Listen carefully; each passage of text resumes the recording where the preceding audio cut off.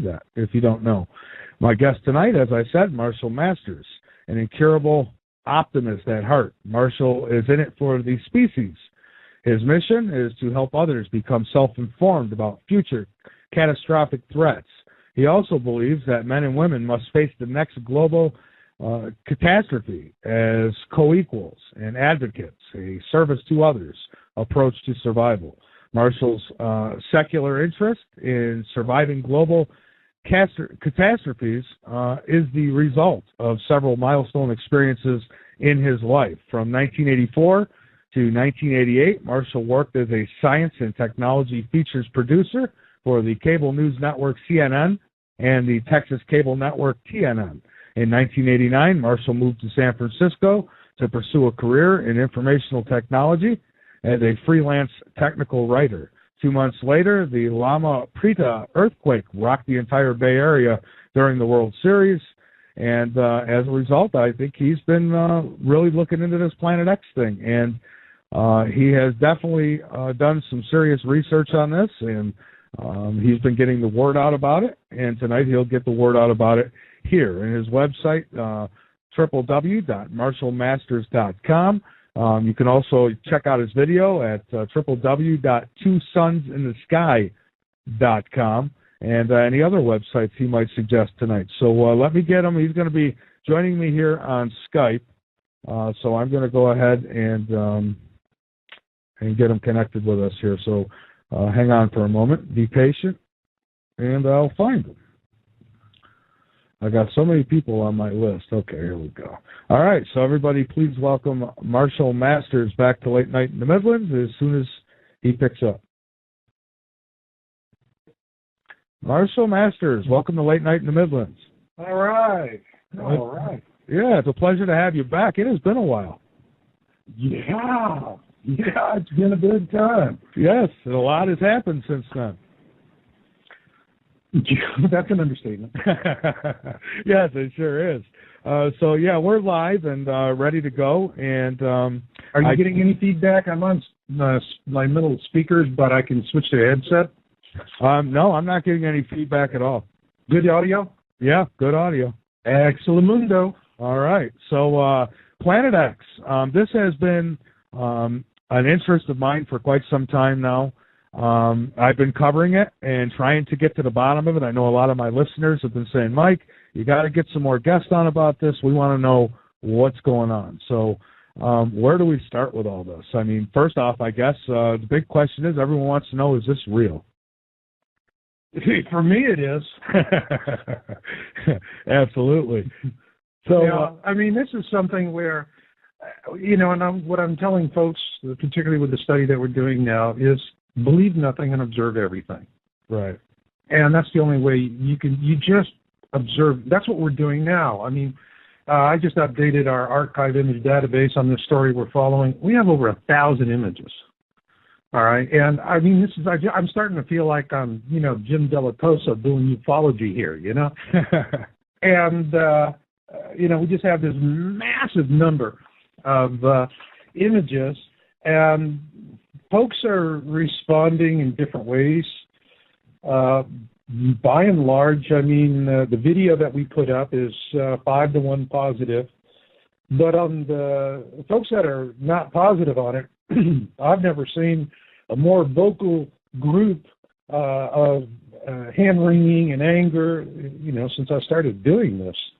The topic is, this topic, and particularly what we're following now, seems to really provoke, in some people, some pretty negative reactions that are just emotional.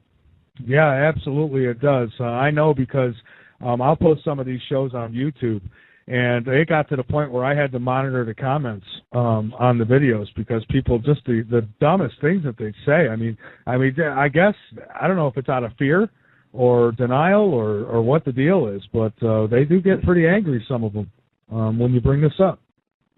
Some of them get really angry. It's, to me, it's just kind of like a big cognitive dissonance circus. And cognitive dissonance is a technical way of saying, don't confuse me with facts, I've already made up my mind. And, that's what happens. People see this and whoop, it hits something with them, and they just become irrational, difficult to deal with. Explain to me this, explain to me that. You get the lines like, well, it seems logical to me. When you hear that, trouble's coming.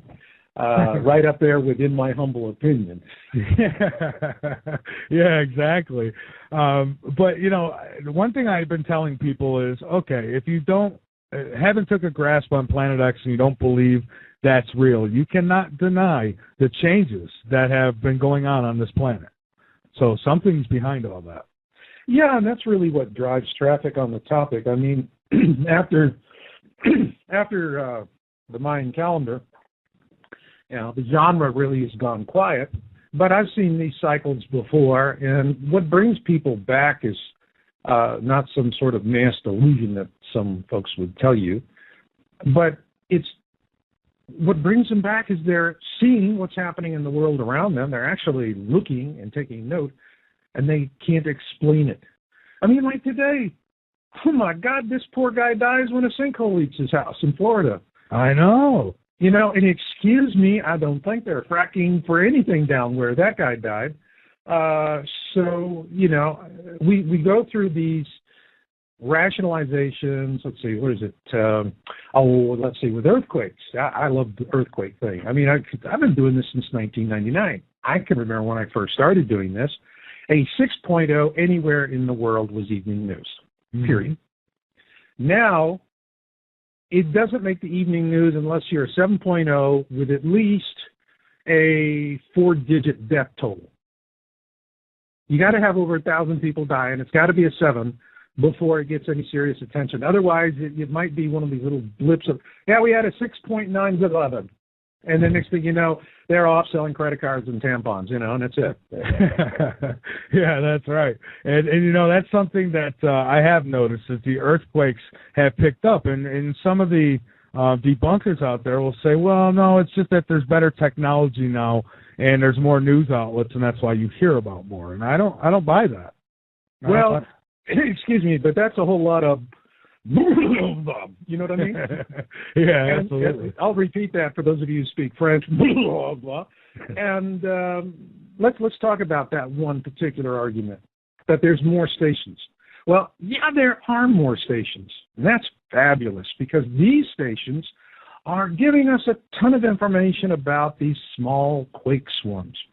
See, the point here, and what they don't tell you on television when they hand this load of bull to you, is that any one station on the planet can monitor any 6.0 anywhere on the planet. Okay? So, and those are the quakes we're really worried about. This, the 6.0 and above. Like the ones that are kind of happening most every day now. Yeah, I have a tracker a little app that I put on my website, and I go through it about every day. I mean, here it has a 5.1 in Santa Cruz Islands, and I'll see every now and then. I'll see 5.8s or 6.0s, but I'll see them every day, and I don't hear anything about them on the news. That's right. And then they come on and they say we have more reporting stations, and when they do that, I just remember that great line from Jeff Foxworthy. Here's your stupid sign. Yeah. I mean, when I hear that one, I go, here's your stupid sign. You want to buy that, go ahead and buy it. All right. Because the fact is, only one station is necessary to monitor the entire planet for 6.0 and above. So it's all the microswarms. But that's important too, because we have been watching these swarming activities, particularly in the Canary Islands. We saw with Haro, which is in the archipelago south of La Cumbre de Vija, that the volcano that we're worried about, that if that goes, then it collapses the left flank of the island and sends a wall of water to the east. Haro, huge quake swarming activity, and the entire island is lifted by all of this magma activity. And I mean, it was really scaring the heck out of people. Was that mentioned in the news? No. And right now I'm looking at this earthquake app, and it says there's a 6.5, and I think I'm saying this right, Kuril Islands? Yeah. Yeah. So a 6.5, and I bet you won't see it on the news. Any death toll? No, it's not saying anything about death toll, just 6.5, and it happened Friday, March 1st, it says, at 20, or at 13:20 hours. Nah, that doesn't meet the criteria for if it bleeds, it leads. Sorry. Yeah, exactly. Yeah, they need a lot of death. Can you give me a bloody story? You know, I mean, well, I was just being facetious. I don't want a bloody story, but that's what the media says. Just give us blood. That's all. We were, blood they got to report. The rest of it, well, unfortunately, dead white females and fallen rock stars and sports guys. And I don't know. I mean, it's all these yellow journalism topics that they kind of seem to roll through from one to the next. That's right. So tell me, when did you say 99 is when you first took an interest in Planet X? And tell me what it took for you. I mean, you obviously did a lot of research. And at what point did you finally say to yourself, oh, my God, this is real? Okay. Well, in 99, what we started with, in 1999, my first thing I started with the Millennium Group. And then I started wanting to study global warming. And the guy who was running that site called me a uniformitarian. And I didn't know what that meant at the time, other than it was just time to go somewhere else. And so I got together with some other folks. And what we were doing was we were trying to determine this because during the 90s, all right, I had a travel business to Russia as a tour operator. And for several years, all right, from 93 to 98, every winter, fly out in December, fly back in January, always on Aeroflot. Well, I was in the travel business, you get a deal. But also I like the Russian jets. They're more comfortable than American jets. And they took the polar route, which was more direct. And I'm always going over the pole. Not going over is at night. But on the way back, it was always during the day. And I never forget that first time sitting in an Aleutian at 35,000 feet with my face glued to the window, for hours. I grew up in Arizona. To me, snow was something you went to the corner 7-Eleven, they put it in a cup with some flavoring, bada bing, there you go. Okay? And I'm seeing snow as far as I can see from one end of the earth to the other. It was the very first time in my life I ever saw blue ice. That's old ice. Wow, that was amazing. It was all beautiful. It was unbroken fields of snow, just as far as you could see in any direction. And over the years, progressively, year after year, it was never kind of like highs and lows, up hills and valleys, as Johnny Carson would say. It was just a steady deterioration. And by the last trip I made in 1998, what had originally been in 93, this incredibly beautiful field of white snow and blue ice, and was so busted up now, it looked like the broken windshield of a car in a wrecking yard. It was that smashed up. Wow. And when I saw that, I said, okay, do I believe my lying eyes, or do I believe the guys the energy companies are paying to tell me not to believe my lying eyes? I pondered on that for about half of a New York minute, and it was definitely, I'll go with lying eyes. And that's what I was really trying to figure out. Why was the pole melting? And we got into that, and we started saying, okay, you have global warming, and then the whole case is it's anthropomorphic warming. We're emitting all this CO2 and, burning the lungs of the planet, the Amazon rainforest, and all these other things that we're doing. And the question was, is mankind solely responsible for what we're seeing? Well, we did a lot of study, 3 of us doing this, a small group of Minsons, and what we found was that anthropomorphic causes are authentic, and they are contributing dramatically to the problem. But what's principally causing the weather is that it is coming from the sun. And, because you go back and you see it. I mean, the sun is warming a very small amount, but a very small amount for the sun, down to less than 1%. For us, that can be a big percent. And so that's what we were seeing, was that the Earth was warming in response to the sun. And what told us that was we started looking at what was happening with the other planets in the system. All right. I said, okay, we got an atmosphere. I was just going to say that. Yeah. We got an atmosphere. Mars has got an atmosphere. Okay. What's happening? Well, we look at Mars. You look at Jupiter. You look at anything that's got an atmosphere, everything's perturbed. And even more so today. It's even more so extreme today. So we see all of this going on. And obviously, if it's just the Earth and Mars is not having any kind of warming. By the way, the warming on Mars, if Earth experienced that same degree of warming, we would be extinct as a species, period. Right, because Mars, I believe they registered a 40-degree temperature on Mars about a month ago. Yeah. And it's 40 degrees. We can live in 40 degrees. Yeah, you know, kind of like Poughkeepsie. But so, you know, we're seeing all this stuff, and we're going, okay, so it's the sun. Well, what's making the sun good? Now you got to, you know, you get to these decision forks on the path. Next decision fork on the path is this natural variability of the sun, all right, or is the sun responding to an interloper? So we've got 300 years of information on the sun, which really, you know, we think 300 years is a lot. It's kind of like a fast blip on a cosmic scale. I mean, our whole species on a cosmic scale fits somewhere very nicely between tick and tock somewhere. Yeah. And so we're seeing this and we're going, all right, we've worked through this. The sun this is not natural variability because the warming trend started after War II, okay? And that's when the data took us back, was after War II. Well, next thing is, if it is obviously the sun, and this is not natural variability, then it is a perturber. That brought us to the next decision fork. If it is a perturber, the perturber is going to be one of two things.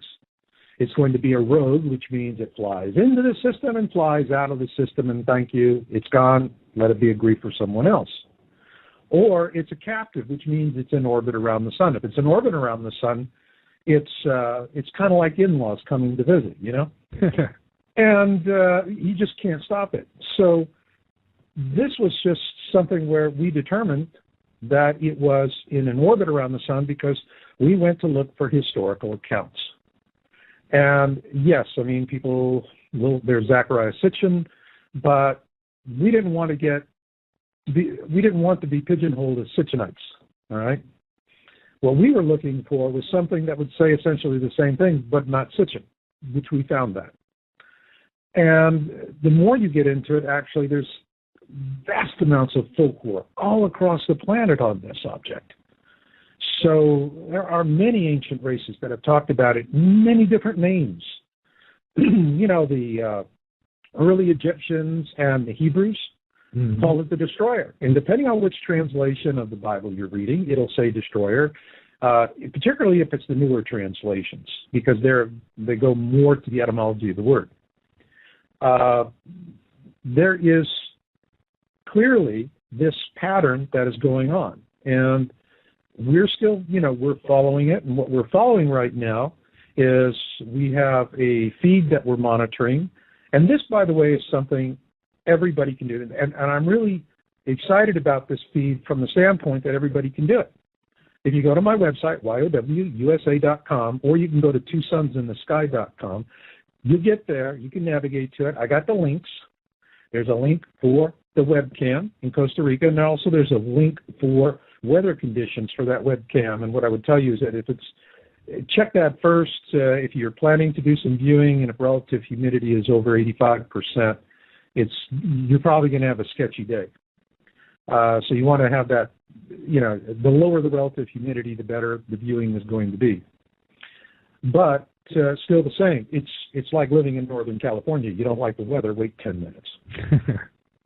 Yeah, because I've gone over there a couple times to look, and both times I've lucked out, you know, hurry-up looks, but it was kind of cloudy or foggy, so I wasn't able to see good. Mm-hmm. Yeah. Well, you know, I've had days where I've been able to sit and watch it, and this is the one thing when I talk to debunkers, and, you know, they go with this shoot from the hip nonsense. Well, it's Venus. Really? It's the moon. Really? It's a lens flare. Really? It's a defect in the lens of the camera. Really? And at that point, I proceed to whip them like a rented mule. Because I got data, baby. I got the data. I got over 1,000 images and videos on the site, and my subscribers can download. We're archiving all of this stuff. And so when we get a question, so it's not like sitting there and pondering the imponderables, which folks love to do that. If I got a question, I don't post-mortem the results. Because personally, I'm doing everything I can to debunk my own data because I really don't want this to be what it looks like it could be. Because if that's the case, yeah, it's the end of life as we know it. Not the end of us, but the end of life as we know it. So we've been following this thing. I call this object Bluebonnet because it's what it looks like. I have a video up. It's 15 minutes. And 9 times out of 10, when people ask me questions, or more specifically, when I get emails, 9 times out of 10 when they say, it's this or that, and I go, well, thank you, now I know you didn't watch the video. Yeah. Because all of the technical explanations as to what you're seeing is in the second half of the video. They never go that far. They get into it for a few minutes, see something, and boom, have an emotional reaction, and next thing you know, the babble comes out of the mouth. I'm just saying to people, hey, why babble? Why be emotional? Why be crazy about it? Whatever's going to happen out there is going to happen out there. We can't change it. We can't legislate it. We can't sell it to Wall Street. Okay? So just deal with it. See what it is. Observe it. And let it speak for itself. The image will speak for itself. It will tell, it's going to show you what it is or what it's not. And, there's times, I wake up in the middle of the night and I go, hey, I think I got an idea to debunk this. Yeah, oh, great, love it. I'd go back into my database. Like I said, over 1,000 images and videos. In all the years you've been interested in Planet X, has anyone said I've got 1,000 images of anything? No, but, I've only seen for a long time, people would put pictures and YouTube videos out. And the only problem I've ever had with that is I don't know the people, so I don't know if they're goofing with anything or, that's the problem I've had. But when it comes from someone like you and a couple other guests that I've become friendly with, well, then I've learned to trust the data that's, shown to me. So based on what you have and based on some of the other stuff I've seen, I have to admit there is something out there. Yeah, and, we're observing this object. First off, whatever this object is, it's close to the sun. And if it's close to the sun, your viewing times are going to be before sunrise, before sunset, that twilight time. And that's when this thing pops up in the afternoon. So we're viewing in the afternoons. We've seen it appear on some days as early as 2 o'clock Central Standard. CST is the time zone for there. But mostly we view it between 3:30 and 5 o'clock. And we actually are doing dual track observations, and we started doing that from the very beginning. Barbara Townsend, who is the chief administrator for the Planet X Town Hall, has been doing a superhuman job. Just amazing. This woman, she's a grandmother, okay? And she is on this thing like, a tick in a hound dog's ear. And she's the one who's put together this archive of over 1,000 images in 2 months' time. Stunning amount of work. All of it's very excellent. And whenever we have questions, we go in. So, like I was telling you, I said, okay, I had that idea in the middle of the night. How can I debunk this thing? Yippee.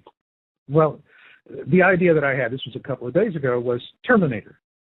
All right? Not like in the I'll be back kind of Terminator. The Terminator is, when you look at the moon always has a terminator except for when you have a full moon. Otherwise, you see a lit side of the moon and a dark side of the moon. And the line that goes between them, that's the terminator. The terminator is the line between light and dark. Mm-hmm. And this object clearly has a terminator. That was the first thing I saw about it in January when it came to my attention. All right. Actually, I first heard about it in December.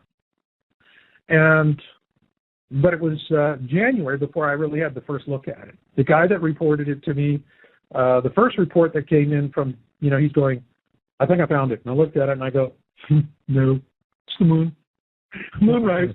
Go check the moonrise tables. It'll do you wonders. And because moonrise for this volcano in Costa Rica is in the mornings. All right. So yeah, we have wonderful images of the moon at about 6 o'clock in the morning in the month of January, whereas everything we have on Bluebonnet is late in the afternoon. And then, there's the folks that go on about it's Venus. All right. Well, no, it's not Venus.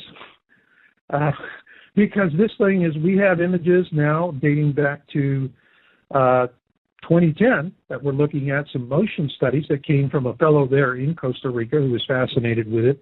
He posted a series of videos and then never did anything more with it.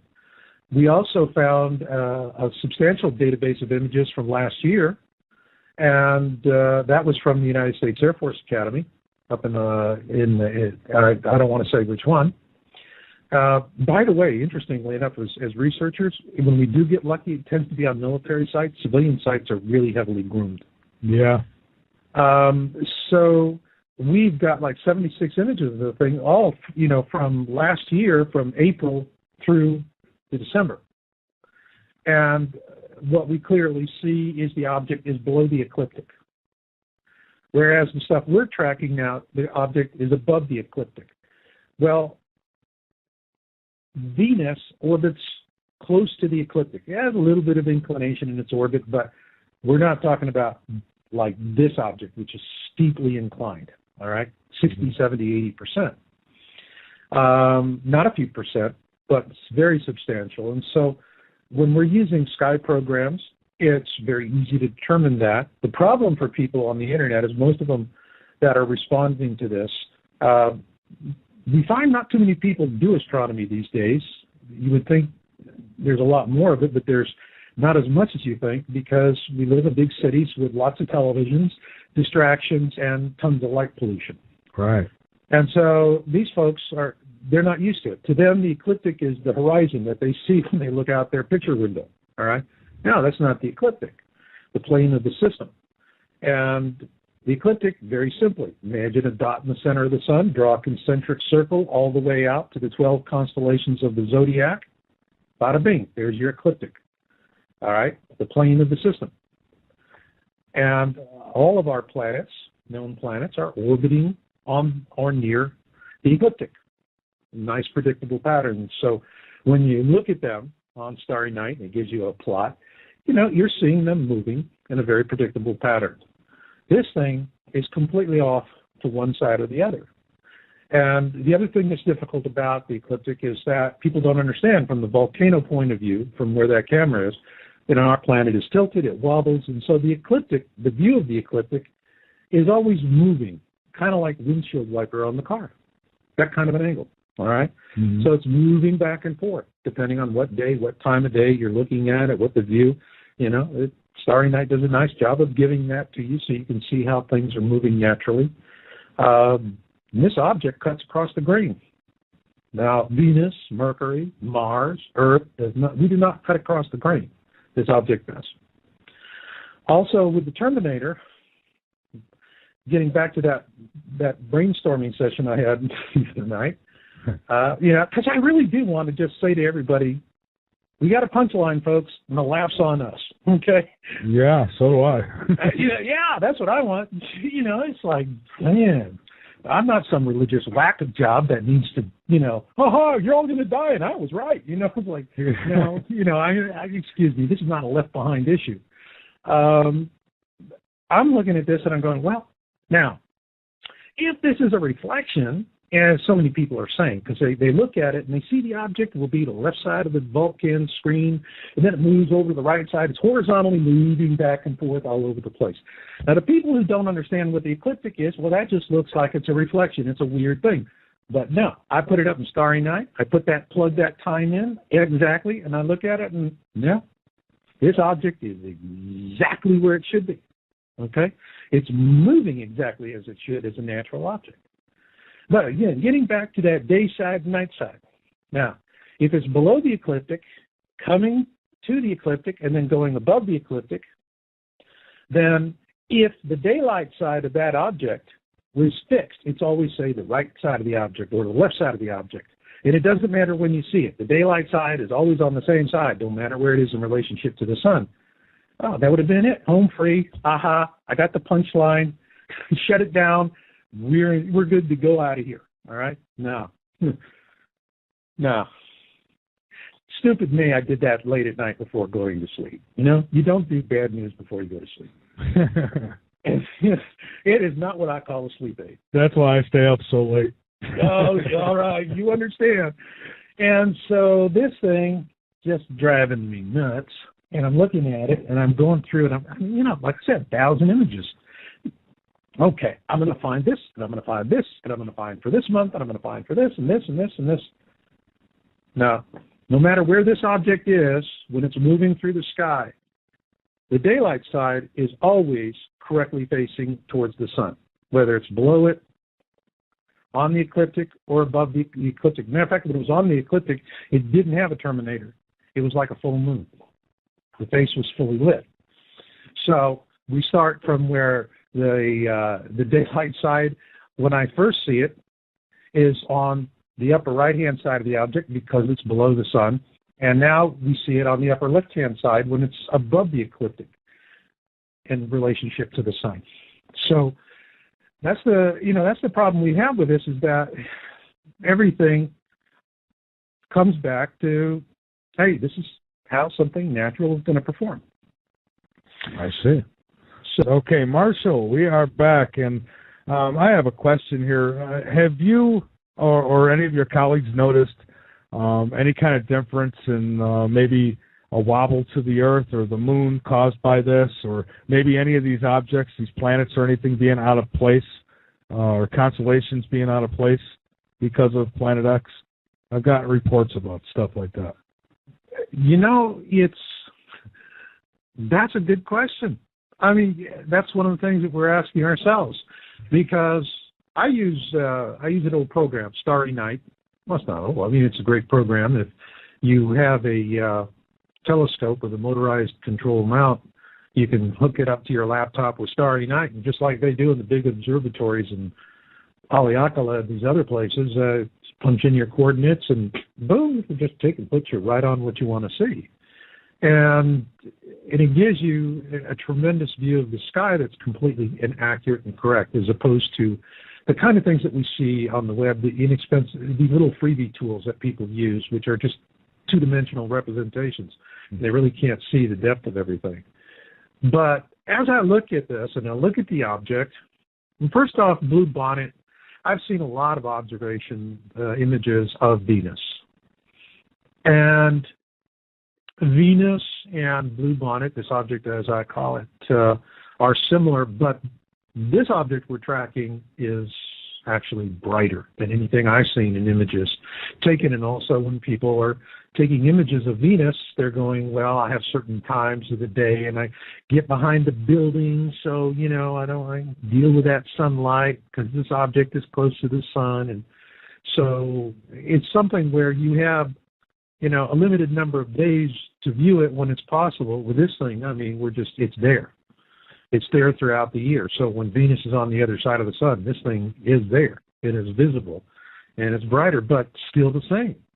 We're saying, well, if it is Venus, and it's not where the astronomy software is telling us it's supposed to be, what does that say?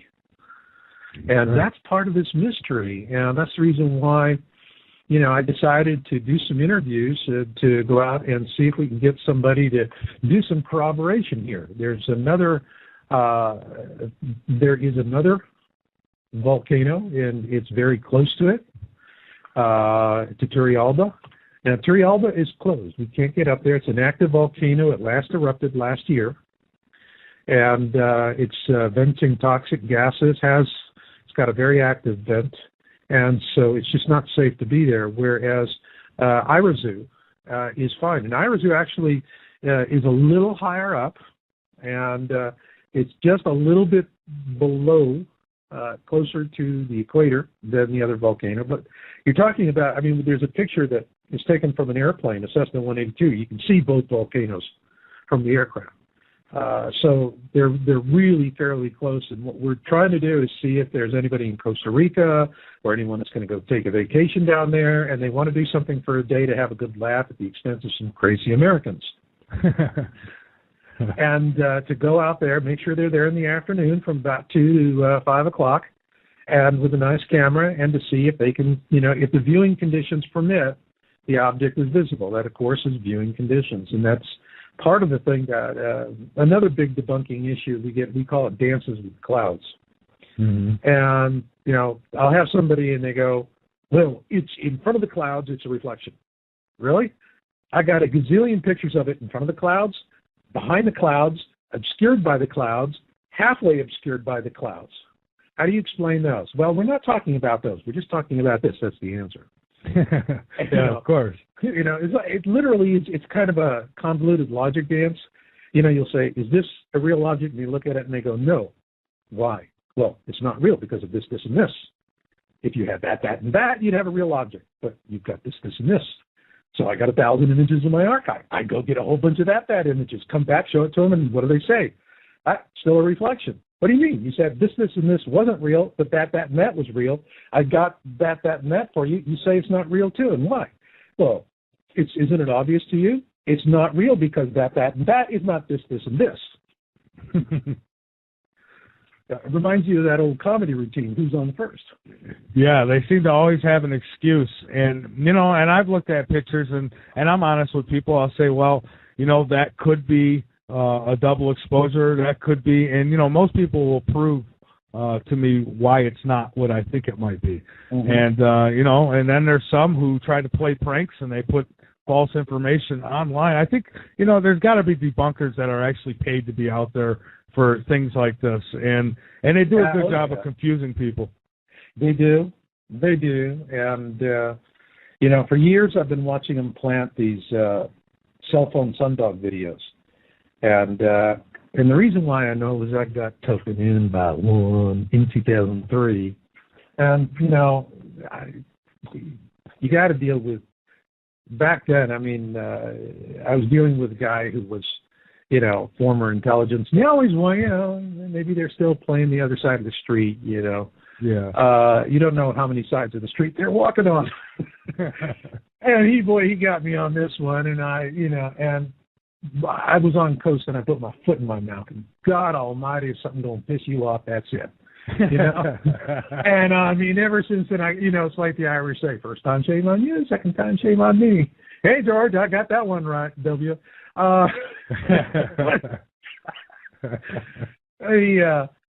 So I have been on top of this, and I've watched it over the years. And first thing you have to understand is paid disinformationalists are not rocket scientists, okay? These guys basically do this to pay their child support. That's it. Right. They are not clever. They are about as petty as cheap little retail clerks. The kinds that'll switch the price tags on you. Yeah. And, these guys are, you can just spot their modus operandi, coming from a mile away. I can read it so easy, but I've been doing it for so long. For other people, it's always, we can give it the benefit of the doubt. And that's where all of this disinformation always thrives, is right at that benefit of the doubt margin. And, just enough to get your interest, not enough that you can actually independently verify whatever nonsense is being said. But if it's what you want to see or what you think you want to see, you kind of dispense with all that betting nonsense, and you go straight to the, I believe, That's what happens. And I've been watching them do this for years, and I'm sorry, got to give the devil his due. They weren't particularly creative or smart. This stuff looks like, somebody's going down the freeway, sticks a cell phone out the window, does a wiggle, wiggle, wiggle on the sun and says, looky what I brought you, that nonsense. And, with these YouTube accounts that, were started 3 years ago, been dormant ever since, and they put up a couple of things they stole from somebody else, and then they never come back to it. And it's like, oh, really? That's a real person? But, we see that. We see the modus operandi. I see how to do it, and they have been eminently successful with it. Because That's the one thing I'm seeing that really is disappointing, is that they have instilled such a powerful knee-jerk reaction to this that it's not only affected people who don't understand what they're looking at in terms of the science of what they're seeing, all right? Mm-hmm. They have infected the people who understand the science of what they're seeing, too. And so it is the biggest case of cognitive dissonance I have ever seen. Cognitive dissonance is a technical explanation for don't confuse me with facts. I've already made up my mind. And I see this coming from people who have, the ability to look at this. And it's just, and I have to be honest with you, I mean, this is something where I have been seeing this coming for a long time. And so when, somebody's shooting from the hip, knocking with them like a rented mule, and I do. Not with anything personal. I just say, here, evidence. Respond to this. How visible is it from, say, Hawaii? Like, I have a friend who's in Hawaii, and he wants to know when would the best time be for him to try to see this thing from maybe Hawaii. I mean, that's Haleakala is. I was on Maui. I watched the sunrise on Haleakala, and up around 10,000 feet, and that's in my video. And so that's a good question.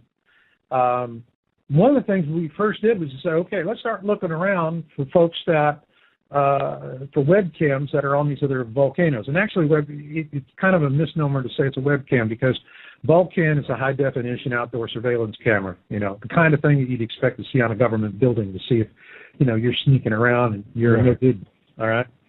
And, but this thing is, it's really sharp.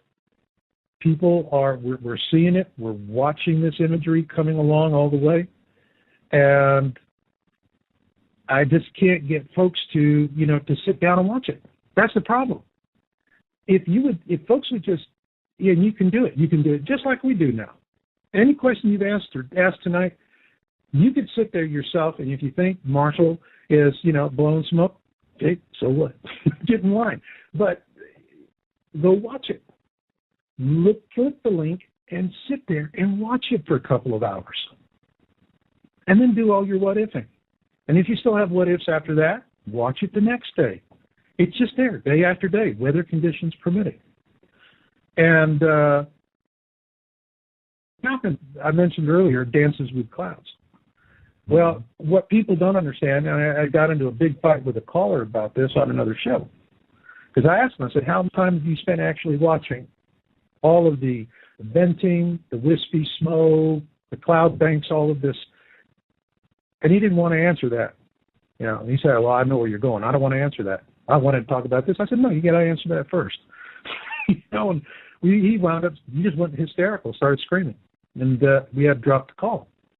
But the thing here is, with all these dances with clouds theories, is that you don't understand what you're seeing unless you have a footing on it. I have that thanks to the fact that I watched the sunrise from 10,000 feet on the top of a volcano in Haleakala.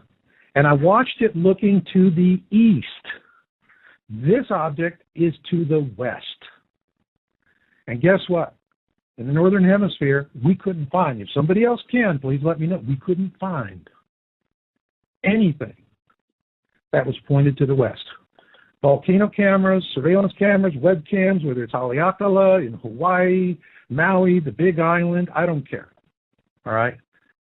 It's either they're pointing the cameras right down into the volcano, at which point all you're going to see is rocks and smoke and some lava, or it's pointed out to the east, and this is not where this object is being observed. The other thing is you're up around 30 degrees with Haleakala and Maui, whereas we're looking at 9 or 10 degrees with these Costa Rica mountaintop observations that are coming from the volcanoes, and about the same height. So if he's going to go up to Haleakala, for example, since I've been there and I'm familiar with it, and it's a stunning thing to do, be sure you're there in the afternoon. And you're looking out to the west. But conversely, I would say try Haleakala in the morning as well, before sunrise, because that's when this object is going to be visible, before sunrise or before sunset. But we haven't found anything anywhere else that's getting a good bead on it looking to the east. It's just to the west. It's this one thing, and frankly, there's on the 10th parallel, there's not much. You got Costa Rica, then after that you got Caracas, Venezuela, and Ho Chi Minh City. Ho Chi Minh City is like less than 100 feet, above sea level. But for you folks out there in Vietnam that are listening into the show, if you see it, give us a jingle dingle, will you? Yeah, and I tell people this all the time. Is if you're in a part of the world where you can view this, let me know. And I have had people send me pictures of two suns, but again, I'm at a point where it's like, do I know the person? Do I know I can trust the person? And that's where I get leveled off at. Now, I believe this object's real. I believe it's out there. But again, I'd like to see it. I would love to see it with my own eyes. Well, if what we're looking at is the object, I'm seeing it most every day. Yeah. Hey. Okay. And, I'm looking at it. But I also have to tell people is that we have to be practical. What we have right now is a very, very compelling single source, the Volcan feed coming from Turrialba volcano, which is operated for the benefit of the people in Costa Rica by the university, because the locals down there are watching that raw camera feed all the time. Because if you're at the foothill, if you're living on the foothills of a volcano, a stratovolcano, you want to know when it's time to start running downhill, screaming, "Feet don't fail me now." Yeah, exactly. And so they put it up there. It's a raw feed. It's unedited. It's not Photoshopped, which is, somebody said it's all Photoshop. But I sat there and calculated that this camera, the raw feed coming off the camera is probably putting up somewhere around 60,000 images a week. And I asked the guy, I said, if it's Photoshopped, 60,000 images a week, 24/7, how many Walt Disneys and how many Pixars would it take to make that work? Exactly. Here's your stupid sign. Right. Well, Marshall, we've got a couple calls, and okay. So I'm going to go ahead and take them. I'm going to call off your area code because my screener is unavailable at this moment, so we're going to take a chance here. Oh, boy, we're skinny dipping now. Huh? Yeah, we're skinny dipping. Let's go with 662 area code. You are on Late Night in the Midlands. Hey, what's up, guys? Hey, how you doing? I'm pretty good. How are you guys doing tonight? Great. So where are you calling from? I'm calling from Olive Branch, Mississippi, man.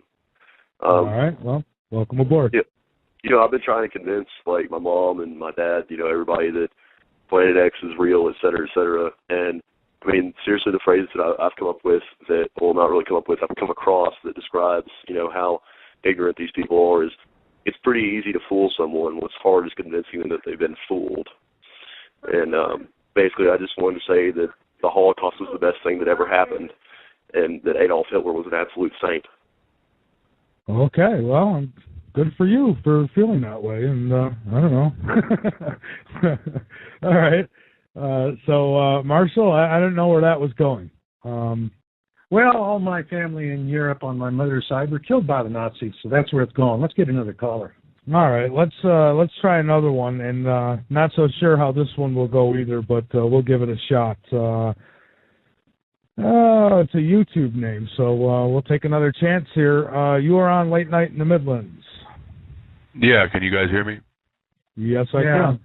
I got a question. Are you a about neo-Nazi like the other guy? I mean, come on, Oh, no. No, that's like, people are retarded, man. I don't even know what they're doing. I got a question about, how the meteor hit Russia or whatever, the asteroid. I was wondering, do you guys think that, there might be more on the way? Could that be like a sign that, Nibiru and all that stuff? I don't even know all the names. I just know the Planet X stuff supposed to hit us and all that. When do you guys think it's going to happen?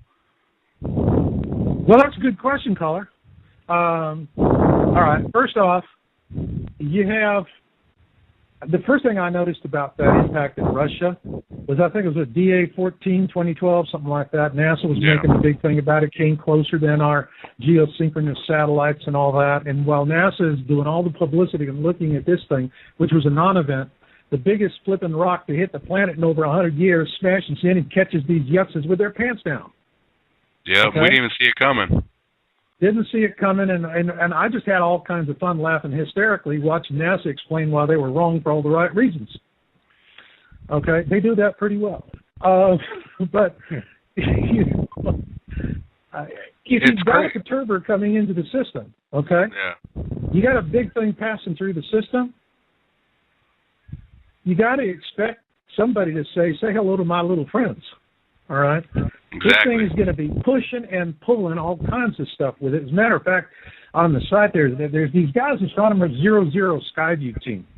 And they actually have been imaging this thing with their infrared rig and reporting on it.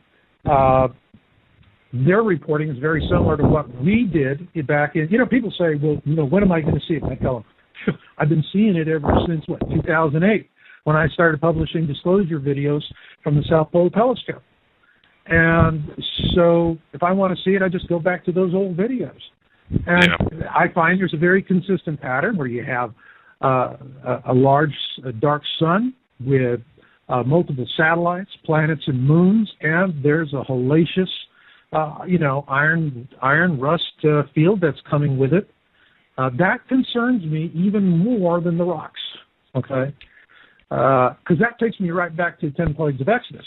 That first plague of Exodus, that the water was turned blood red. Now, we've gotten into accounts in the Colburn Bible, which was actually started by the ancient Egyptians. It was their 9/11 report, if you will. They were trying to figure out how these scrappy little Jews, with their little god, whooped their pantheon of super Egyptian gods, okay?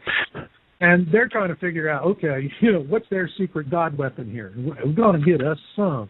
It never worked out for them, but we got a great book out of it. They described this thing, and then they describe it in great detail. It's very clear. This wasn't just something that happened in Egypt. Exodus was a global disaster, all right? As a matter of fact, after Exodus, and according to the Egyptian accounts, the Pharaoh of Exodus actually was leading the charge. He wasn't up on the hill. He was leading the charge. He was down there. They killed over half the Jews, and the Egyptians going with them. And then the water came in, and that was it. Hasta la vista, baby. All right. Yeah, the meteor. Like I was thinking, like it just happened. Like it was like 6 years later. I mean, it was like the meteor came in. It was almost like Hitler's people sent the meteor up. They were so advanced. Okay. So there we are. Well, I can't say anything about that because I never saw it. No, I can't either. But hey, thanks for the call. I do appreciate it. Good question. But let's get a little serious here, though. Okay, so this thing's out there, and you do have plenty of pictures. Over 1,000 pictures? That's right. Video evidence, and so now what can we expect? I mean, out of this, some have told me that the worst has happened. I don't believe that. I think that it's going to get much worse. What can we expect? I can tell you what we're working on with our data analysis.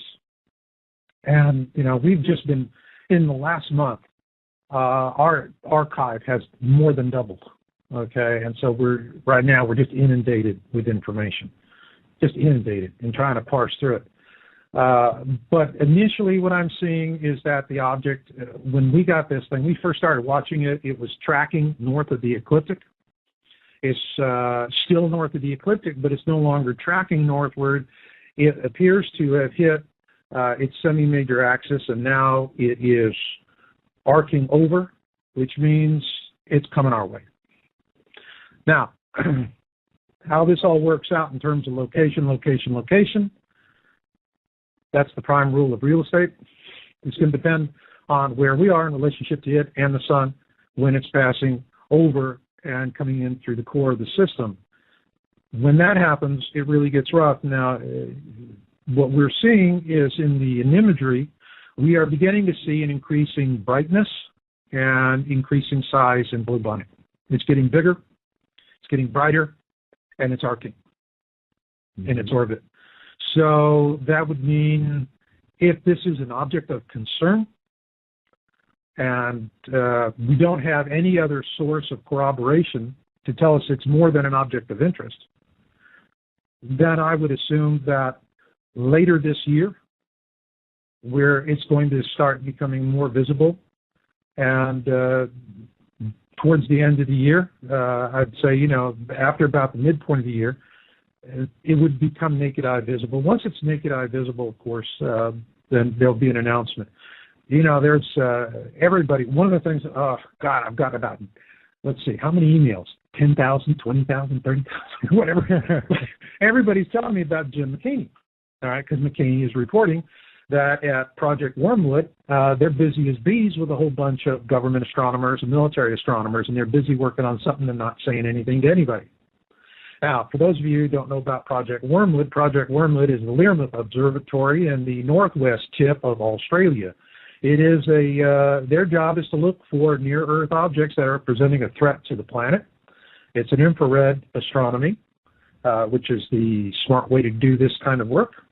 And so if they're there and they're observing it, then that tells me, we might have an announcement. We might not. I mean, I don't expect the government to tell us anything until it's absolutely too late to do anything about it. This is Titanic rules, okay? First class gets the boat, steerage goes down with the ship. We're steerage. And what you do with steerage is there's a simple rule. The first to die are usually the last to know.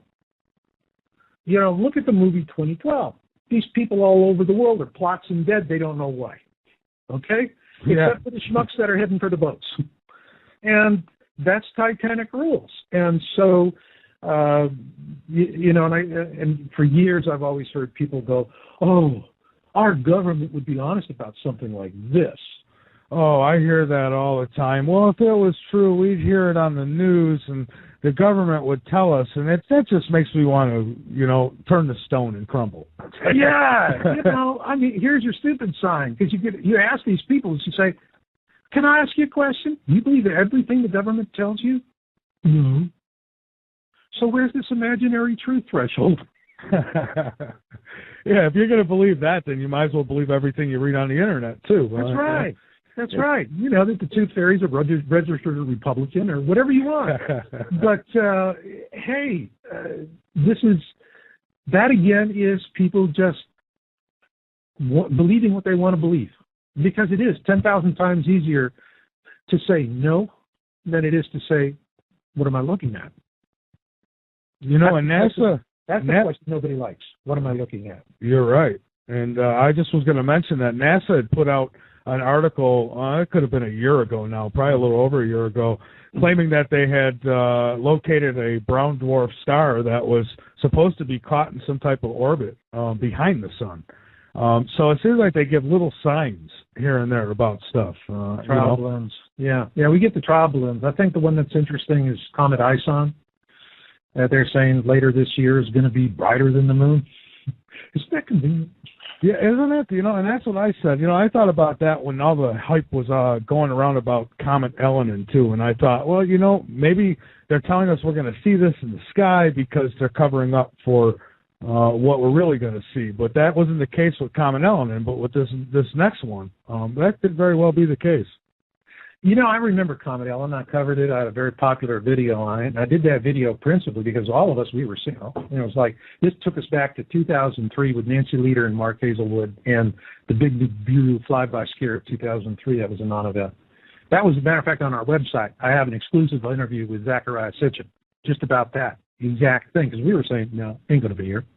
Sitchin was saying the same thing, ain't going to be here. He called me, woke me up on a Sunday morning, says, I want to give you an interview. I said, I'll take it. Yep.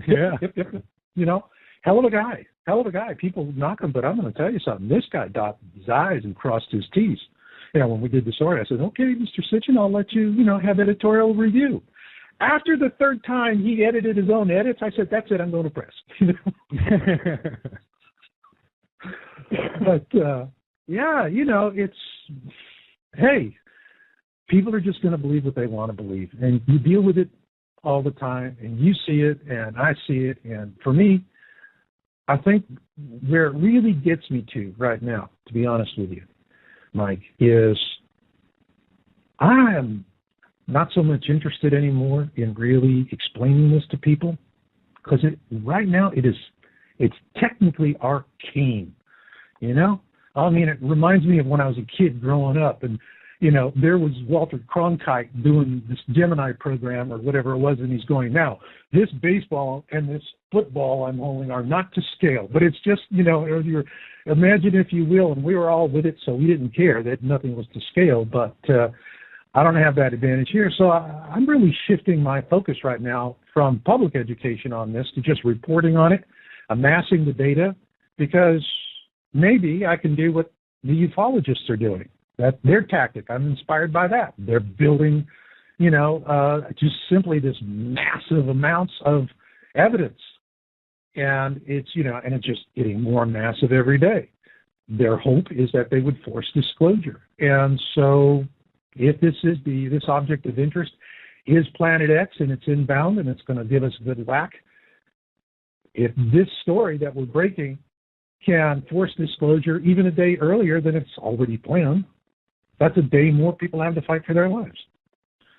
That's right. And, some say, Obama's going to announce it, and I don't see it. I don't see the government saying anything until they absolutely would have to, and that would mean we see it in the sky, and it's probably almost too late.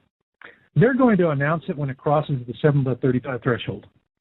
Now, and what I mean by that is when everybody on the planet could see it with a pair of 7x35 bird-watching binoculars, the kind we like to use in football games and whatnot, that's about the time they're going to get the itch that they're going to have to level with the story, just before it becomes naked eye visible, which means once it crosses that 7x35 threshold, that's when they get a serious case of the itch and they got to do something.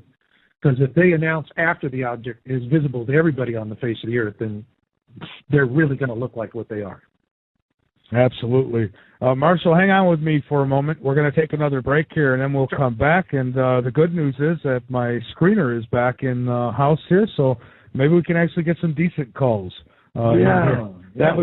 Marshall, we are back, and we do have some calls. And I know this next call will be decent, so we'll go ahead and take it if you're ready. I'm ready. All right, let's do it. James in Massachusetts. Welcome aboard, James. Yeah, thank you, Michael. How you doing, Marshall? Hey, James. How you doing? Well, pretty good, I guess. We all know about these chemtrails and stuff, and I go to a lot of conferences. I went to the chemtrail conference last August, and Debbie Tavares got up, and they started booing her when she tried to say that chemtrails were good asking if chemtrails were good, and she never did get to finish. But my question is, they're putting aluminum, parts per million, like 600, well off the charts. And aluminum is non-metallic, right? Is it possible that they're putting these aluminum covers on the North and the South Pole to prevent electromagnetic discharge between whatever's coming in and Earth? Well, that's good. I mean, chemtrails have been, I can tell you that when I started Yowza, all right, back at that time, the fellow that helped me start it was former defense and very, very knowledgeable in it. And one of the first things he cautioned me, he said, watch out for chemtrails. You talk about it, you're going to get hassled by the wrong people. And so it was, one of those things, well, I'm heading for Planet X, so there's no point in lifting a rock to see what's under it if you're going to get bit. But I remember one of the most stunning things, a conversation that I had with a close friend. Now he's a retired pilot. He was a 777 driver for a major airline. And he did either South America or Hawaii. And one of the things that he was just absolutely furious about chemtrails, because when he's flying, he takes some of his own equipment with him. And when you're in an airplane, for those of you who know how to fly, you got a squawk, you got a transponder. It tells everybody where you're at. Well, these jets that are doing the spraying are in their own controlled airspace, and it's not the same airspace as the military or the civilian. All right, they fly below the civilian jets because the pilots in the civilian jets look down on them doing the spraying. They know the difference between contrails and a vapor trail. They've been seeing this for years. They've been just as suppressed about this as they have been about UFOs. It's that third rail, talk about it, you die, your career dies kind of a deal. But he was furious because he said they're up there And they don't squawk. Their transponders simply are not on any of the frequencies that the civilian or military are going to use, which means they're under their own control, and who knows where they're being controlled. And there's a lot of theories as to what they're doing. I think part of what's happening with chemtrails, it's not one thing, but it's multiple of things. I think one of the principal reasons why they're doing it is to offset the increased sunlight that's coming in from a more active sun. And so it's a form of weather modification. But also what we have found with the chemtrails is, and the health effects of these things are just awful. And I feel so sorry for people who live in communities that are really getting hammered, like especially over Los Angeles. They're always seeing chemtrails. And like as if they got enough clean air as it is.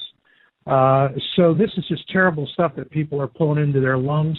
It is a real nasty third-rail topic for media, for pilots, for anyone who's seeing what's going on. It is, you report it, that's it. You're living under a bridge, buckaroo. But the other thing, too, is we find is that it creates a visibility problem, that the reports that we're getting that we find are the best reports are from above the clouds, okay? So we had reports from last year. We had reports from folks who were flying on civilian jets in Japan, another one in Australia. They actually saw two suns in the sky, and they took smartphone images to do that, to substantiate their sighting. But it would have been, if you're down below the clouds, you're down below 10,000 feet. This stuff makes it real hard to see what's happening out there. It really cuts down on visibility. I think in terms of the effect of chemtrails on visibility, it's almost like, when you're taking a shower and maybe you got a glass shower stall and you kind of see through a fuzzy, one of those things. And it does that. So there's a huge story on this, and it does concerns me deeply, concerns for a number of different reasons. But why are they operating in their own reserved airspace? Why are they dumping this stuff on us that is having all these harmful health effects? There's no upside to this story, my friend. I fly a lot, and I wear my, Who's Spraying the Sky shirt every time I fly. And as I leave Good for you! As I leave the plane, I tell the pilot, I say, nice flight, except when we hit the chemtrails and it threw us all over the plane. And they kind of get a laugh out of it, so, pretty neat. But I got one other thing. Is it a nervous laugh? Is it a nervous laugh? Just stare at me. Don't even, want to acknowledge it. Just, kind of blank stare. Hey, Fred, it's one of them again. TSA will make friends with you. Oh, yeah. Let's have a cup of coffee. About 7 years ago, I noticed that I was getting a lot of static electricity at certain times of the year, and then I started to hunt it down. And about 5 years ago, I realized at the times that it was happening. And when it happens is right around 2 weeks during the summer and the winter solstices, just those 2 weeks. And building up to 2011, the guys at work didn't want to go near me because every time I would touch something, there was sparks coming off the end of my finger. And I thought that 2012 was going to be like, what's his name says, it's going to be a doozy, and, I'd be zapped to hell. And I didn't get nothing. As a matter of fact, in 2012, the first solstice, I had no static electricity. The end of the year, it was late. It was actually 2 weeks late. Instead of getting it around December 21st, I got it just right around the first of the year, and it lasted 2 weeks afterwards. Is something going on with the static electricity or something from the chemtrails or whatever, or Nibiru? Well, I don't know that the static would be coming from Nibiru. I think that the issues that we have with Nibiru are going to be how it interacts with other objects in the system, which would then have downstream consequences for us. So it is not a direct threat. When I hear somebody on the radio say, well, this is going to hit our... And here's a good indication of disinformation, because when you do see mainstream report it, they always say the same thing. They're predicting Planet X is going to smash into Earth, okay? I'm going, what do you guys got, melancholia on an infinite loop or something? nobody is saying that. We're not saying that it's going to hit the planet. But it's going to drag around a lot of problems. And the sun is going to be interactive with it. I have to tell you, I did a series. I published a book called Jesus in the Third Temple. And it's an excellent look at Christian eschatology, which is the study of end times. And as the more I got into it, the more I began to realize I don't care what I'm saying about the worst that could happen. I look like Mary Poppins compared with the New Testament. Okay? And the New Testament's telling you, what is it saying? We're going to get roasted. The sun is, I think, 7 times hotter than usual? And so the more I study that, the more I begin to wonder if the New Testament really wasn't a Nibiru flyby preparatory from 2,000 years, that, to get that knowledge embedded, that people would look and see what's happening and to be aware of the world around them. And I see that. And I also see, a lot of people think, they say, well, December 21, 2012 was a stupid non-event and we were all idiots. And no, it didn't play that way. I remember that day because Drudge had a couple of links up to there to a couple of guys going, yeah, yeah, yeah, yeah, and he took them down within a few hours. All right? Because December 21, 2012 did exactly what that prophecy was supposed to do. And it did it brilliantly. I've been doing this for over a decade, and I've never seen so many people looking. That's all. Just looking. And that's what a prophecy is all about. It's to make you look and to think about your world and what is happening to it and to you. And so it was very, very successful. And I think that for Christians, as they look into what the content that is in the Bible, that there's no question in my mind, Christianity as a faith has been a very powerful preparatory, but also I've been studying Islam. And I've been looking at some of their predictions. I thought Christians were tough. I thought the Christians were really dire. I thought they were bleak. Oh, my God, you ought to see what Islam says about all this stuff. It'd flip your brain out. With Christianity, there's a chance you can survive. With Islam, it's like, well, if you're an infidel, that's it. Forget about it. But it's the end of the planet. It's the end of the sun. The black hole eats us. Whoa, their eschatology blows me away. And I keep thinking, man, maybe am I too passive? But, this is the way it is. And there's so much as we study it and we find correlations between information in the Bible. And I'm not looking at it as a person, as a believer, as a religious person who's saying that this is a matter of faith. I'm just looking at it like a researcher, and I don't make any difference between the Bible and anything else. It is a source document. I just look at, what are they saying? That's it. That's all. I don't want to, post-mortem anything. What are they saying? My philosophy is believe nothing, observe everything. If you observe long enough, you're going to know what you're looking at. No one's going to have to tell you. You don't have to pay 10% of your wages to get the information. If you just observe it long enough, you're going to know, because it's going to expose itself. And that's what's happening right here. And I think that, people are wondering what is going to happen when this flyby kicks in and it goes. And what I'm fascinated in seeing is how much the world's religions have so much material embedded in them to prepare people for that event. I see. Hey, Marshall, I just want to interrupt quickly. There's a guy in the chat room who claims that all this came from Zachariah Stitchin, and I'm trying to explain. He claims he's done his research, but the more I get into it, I can see that he hasn't. And this actually goes back into ancient texts, does it not? It goes back into ancient texts, but what people don't understand from an American standpoint, it's like, as a Planet X researcher, okay, this didn't start with me, didn't start with you, okay? This was going on long before we were glint in Daddy's eyes, all right? Matter of fact, the very first Planet X astronomer researcher was Percival Lowell, the Lowell Observatory in Flagstaff. He got a spot at around 7,000 feet, built an observatory there for one purpose, to find Planet X. Because Planet X at that time was the perturber, it was Neptune's perturber. Neptune has a perturbation in its orbit. You know, a little spot where it does a zigzaggy because there's something out there pulling on it. And they were looking for, what Percival Lowell was looking for was Planet X, which at that time was Neptune's perturber. Now, Planet X is a generic term. And so how did we find Neptune? Neptune turned out to be the perturber for Uranus. And Uranus turned out to be the perturber for Saturn. And that, by observing a known object and perturbations in that object, astronomers and mathematicians were able to calculate where the perturber would be. And the calculations were so excellent that it was once they finished the numbers, very short order, these planets were discovered. They were sighted, but mathematically they knew them to exist.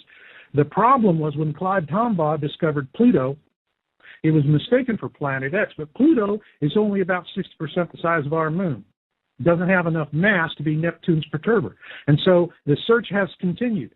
The next guy to pick up the gauntlet, the next professional astronomer to pick up, was Harrington of the Naval Observatory. He published a brilliant paper on it, had a telescope manufactured to purpose for an observation from New Zealand, and that observation was made, and before the information and all of the data was then shared with NASA, and immediately after that, everything disappeared, and this guy suddenly dies of a very mysterious cancer. Okay? Okay. So, this whole thing didn't start with me, folks. I'm Johnny come lately to the game. Exactly. This has been a long time, and this is, and I'll tell you the reason why Harrington did get killed. I think he was executed. I think he was assassinated to shut him up. I think so too. And I'll tell you exactly what the heck did it. I'll tell you what set it off.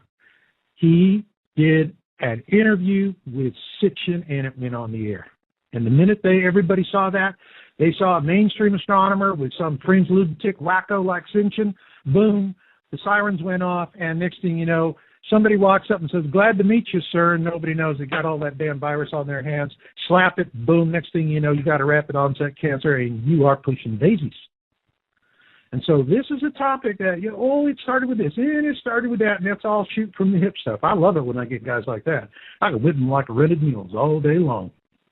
Well, according to this gentleman in the chat room, he claims that, Zachariah Stitchin, you, and God, he's got a whole list of people who are nothing but con men, and Planet X isn't real, and Nibiru isn't real, and, but I've asked him to call in. I said if he thinks you're wrong, he's more than welcome to call in and confront you, but apparently he wants to sit in the chat and just debunk. But there you have it. Well, what does that say about that? It says it all. That's my point. That's it. It's always easy to snipe from the background. It's like it's easy for me to shoot down debunkers because they always are shooting from the hip. I don't shoot from the hip. I take aim, and I get the data. Because when I pull the trigger, it's a simple decision of left or right. Which eye do I want to put the bullet through, the left one or the right one? And if you can't do that, don't pull your pistol. Don't slap the leather. Exactly. And what I'm trying to point out here to people who want to argue and say that Zachariah Stitchin made this up or what have you, you can go back in the ancient texts. They mention it there. There's also mention of gods coming from the heavens. I mean, obviously, E.T. has visited this planet.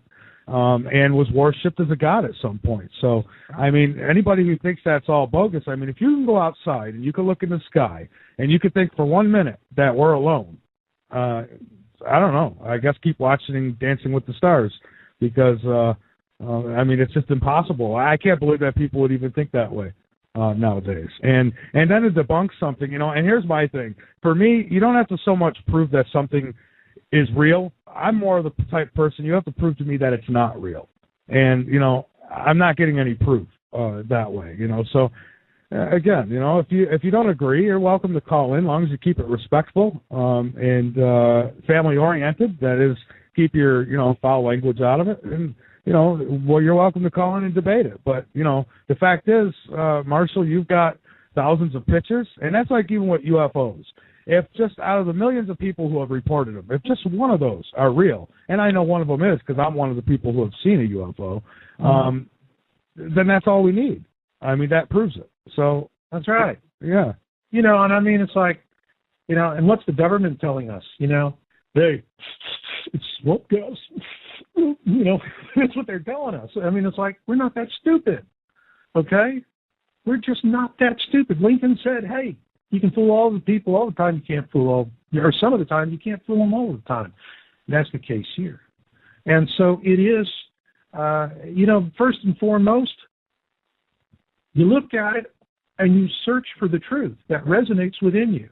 And truth resonates within you when you alone, put it there, okay? But the process of putting a truth that resonates into your own self, into your own consciousness, is something where if it's nonsense, it won't get there. It's the reason why people have so much trouble. They lose faith in belief systems. Because the truth that they are believing in is not the truth that they put inside them, and so it doesn't resonate. And when something does resonate, you know it. You know it. You don't give a rat's cahootie who says what. You know what you know. That's it. End of story. And when you have that, then you're good. Now, you know, it's like that one other caller, was his family was critical and all of that, you know. And then I have a video, 5 Stages of Catastrophe. It really helps people to explain that. You know, what they kind of miss out on while they're, you know, falling off everybody's Christmas card list is that, you know, it begins with people look at it and they make a spot decision. And that spot decision is, I think I know where this is going, and I'm not going to go there. And that's it. They just shut it down right there. Boom. And they'll say whatever, do whatever, humiliate whatever to make sure that they can just move on away from it and skirt the topic. And that's 9 out of 10, even more. No, sure. Then you got the handful that look at it and they ask the deadly question, what am I looking at? What am I looking at? In other words, what am I observing? And the minute you have the integrity and the guts to ask that question and to get the answer in a way that resonates within you, you have begun a very powerful journey of truth. Until then, you're nonsense. And that's all there is to it. That's right. I couldn't agree more. Hey, James, you got anything else that you wanted to add? I'm sorry. I just kind of talked right over you. Nothing other than I'm actually relearning all this because when I was in my last year of high school, I had actually the top Mason in town was my teacher, and he had us read all these books about this and told us that it would be coming around in our lifetime. So I'm actually relearning all of this. Thanks a lot, Michael. Thank you, Marshall. Good night. All right. Hey, thanks for that little thing you just put in. That was valuable information. Thank you. Yeah, absolutely. And Marshall, I thought maybe we got down to about the last 40 minutes here, so I thought maybe we'd get into a little bit of survival, because for the people who do take this serious, or at least take the earth changes serious that we're going through, I know people will fall into a sinkhole and still deny that anything's wrong, but perhaps we could go through a little of the survival. Yeah, it's like, how do you fall into a sinkhole and ignore that, you know? But to this day, I am so amazed at the power of human denial. I know. So am I. You know, it is just really, really powerful. People just don't want to believe it. But in terms of survival, first thing is, I would say, is sit down and reread Exodus. But reread it not in allegorical order. Reread Exodus in scientific order. So it begins with the water turning red, blood red. But then the second is going to be the hail, the fiery hail. What we know about this object that we're seeing reported from the observations, not only from 00 Skyview, but Nibiru 2012, the guy that originally did it, who his account was taken and compromised by disinformationalists who then smeared him. Whoever that guy was, if you're listening, you have always been my personal hero, Nibiru 2012. You got brass ones, baby. You are the real deal. And God bless you wherever you're at. But getting back to this, and reread that. Now, what's going to turn the water red? Iron. And what we're seeing with this thing is it's got a huge field of iron dust coming along with it. we pass through that, guess what? The water's going to turn blood red. Just for the same reason you go to a brickyard and you say, I want really bright red bricks for my chimney. What are they going to do? They're going to take the same old brown stuff that they use, and they're going to add iron to it, because the iron is what turns it red. And so that's what's going to happen, which means once that's in the water, that water is not potable. And we're not talking about it's going to affect the oceans. It's going to any open water source. Doesn't matter. Rivers, lakes, streams, oceans, anywhere where that dust can settle is going to become unpotable. All right? So if you are living out in the country, drill a well. Not a shallow one. Go deep. Get down for that artesian water, because you're going to want to have water.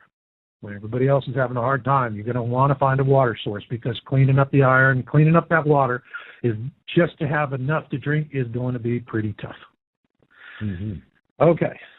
Now, the next thing is that you've got the fiery hail. All right. We're going to have, we're starting to see bolides. We're starting to see meteorites. Stuff's falling on the planet. Always does. All right. We're just seeing more of the big chunks. All right. And so what you need to be mindful of with that is that these things are going to be creating all kinds of havoc. And you're going to need to be in a situation where you can get some dirt over your head for that reason, but for another big reason. The sun is going to be a lot more active. All right. When I was telling you earlier, I was studying this Islamic stuff about Planet X. And what they're saying is the sun is actually going to become so enraged by this flyby that Mercury and Venus are going to be completely hosed. That's it. Those planets aren't going to be there after this.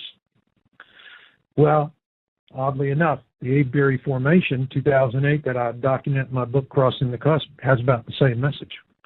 And it resonates more with that than anything else, which I was really shocked to find, by the way.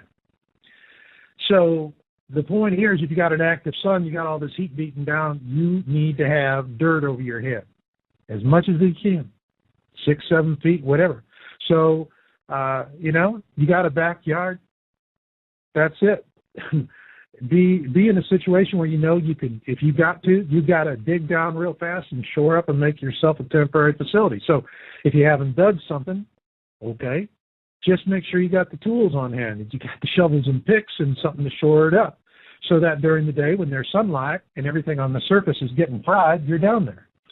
Now, that's also going to be a real hard thing for animals, and what people don't understand. The Mayans tell us that when this thing happens, the animals go crazy, and they start attacking us. Well, what would cause that? Well, if you got animals that are completely exposed, what's happening? They can't drink. Their food sources are dying.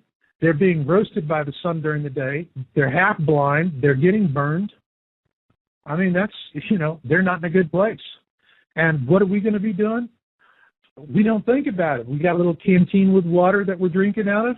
The animals will smell that because we can't smell it. They can't. They're going to come for it. The point here is that, you want to have something that you want to have a weapon, a rifle that is powerful enough to take down an animal that's going to be a problem for you. And, what I tell folks is if you can't afford something, and this is not something you get an AR-15 for, all right? You got to get real exotic ammunition for an AR-15 to take it down. You can sit there with an AR-15 and put bullets in a big pig, and unless you get a real lucky shot, it's going to take you a while. But you have a good old 30 cal, you got yourself a 30-06 or a 308 or whatever, you'll take it right down on the first shot, and that's what you need. You need something that takes it down on the first shot. You probably won't get a chance at a second. So you want a rifle that's going to have enough knockdown power to take down a crazed animal. They're going to be crazed humans as well. You work that out in your own mind is where you want to go. But what I can tell you is that if you think you're going to mix it up with the homers, that's what I call Homeland Security, and win, I don't know about all that. These guys got enough ammunition, right? They got enough 40 cal hollow point right now to kill everybody in the country. I mean, it is just amazing. They just put another massive order in for millions and millions and millions of rounds. I mean, like NOAA has like a handful of enforcement officers. And these guys have got enough ammunition it would take them the rest of their careers to shoot it if they were going to the range every day. So why do these guys for the weather, why do they need all these bullets? Well, what they're expecting, people are going to get crazy. The people that are going to get crazy are the ones that are, the same ones that will listen to me or listen to you and go, they're so stupid. Yeah. And then the guacamole hits the fan. And they're going to be crazy.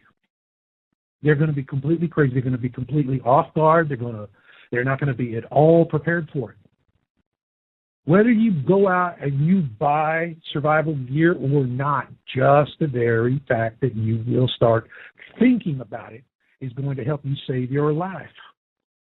Because your brain is a biological wetware computer of immense sophistication. Now think about it. You go into a bank and there you are, you're doing a transaction and boom, you got a couple of punks with 9 millis and they're waving them around. This is a hold up. And the next thing you know, you got some nervous kid with a shaky hand and a light trigger and he's got, a Glock sticking right into your temple. Yeah. And there you are. And out of the corner of your eye, across the street on a building, you see SWAT team moving in and there's a SWAT team sniper. And he's setting up. Now, as that SWAT team sniper is setting up, do you want him sitting there and looking at all this going, let's see, the pointy end of the bullet goes this way? Do you really want somebody that's learning on the job? Or you want somebody that's been out on the range, he's been in simulations, he's been in practice sessions for years training for this very moment? Or do you want somebody that says, I think the pointy end goes to the front of the bullet, gunny thing. What do you want? So, if you are just thinking about this, you're contemplating it, and you're not in a sense of you're judging somebody because you were smarter and they were stupider. No, you're sitting there and you're thinking about it. If this situation happens, how would I respond in that situation? If I live along the coast and I see a wall of water coming, what do? Do I stand there and go, wait for the tsunami to suck the water out and strand the fish and turn them to the wife and say, Harriet, let's get a basket and spray lunch? Or are you getting some elevation as fast as you can? All right. So the point here is if you are preparing for it mentally, you have got a wetware computer between your ears that's going to look at this, process this information, say, hey, buddy, you've been here, done that, you thought about it, this is what you got to do, get after it. And while you're doing that, everybody else is going, let's get the baskets and get the free fish. That's right. Okay? So, you're doing that, and you're preparing, and there are basic things that you can do, and you can help for yourself. But in a survival situation, it doesn't matter what you have in the way of supplies. You talk to anybody who's an expert in survival, they'll all tell you the same thing. It doesn't matter what's in your kit. What matters is your ability to A, assess your situation quickly, B, formulate a plan, and C, take action on that plan even if you know it's not the most optimal plan. You do those three things, you're going to start buying a few days of life.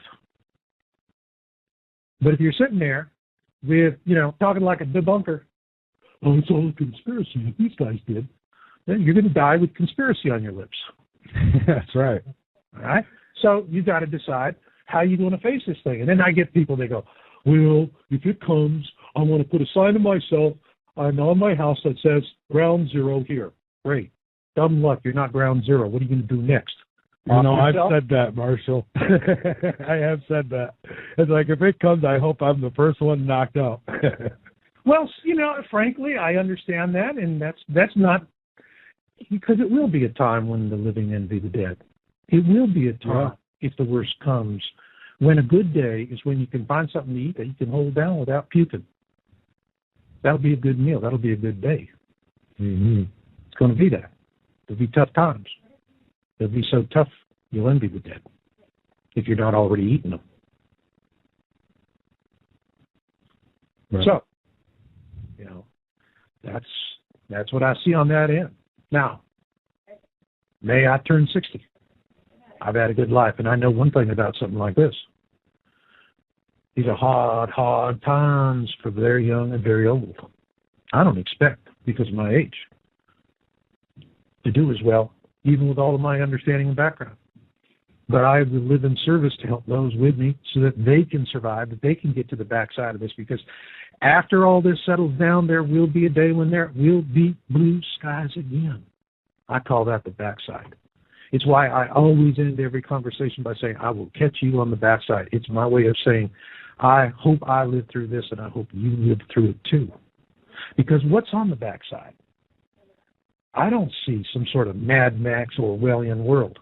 This is going to be an evolutionary event. And here's why.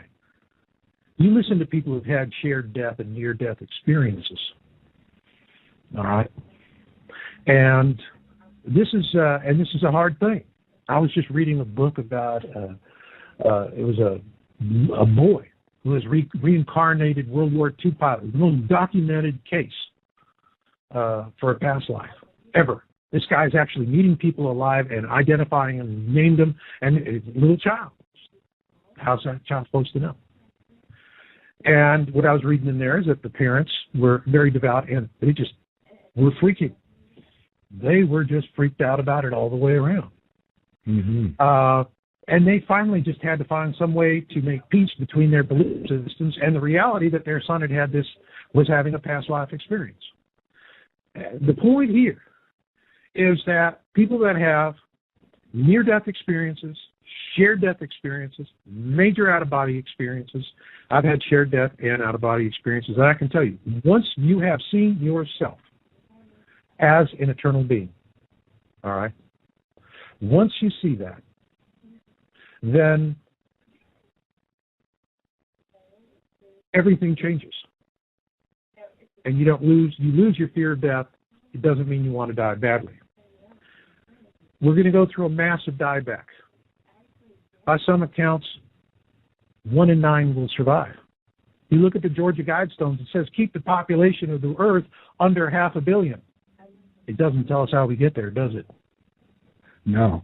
And, it makes you wonder what side of the decimal point am I on, right? Right. So the thing here is that we will go through an immense period of death and dying. It's going to touch everybody in ways that are going to be profound, in ways that they couldn't imagine today. And when that happens, our value systems are going to change.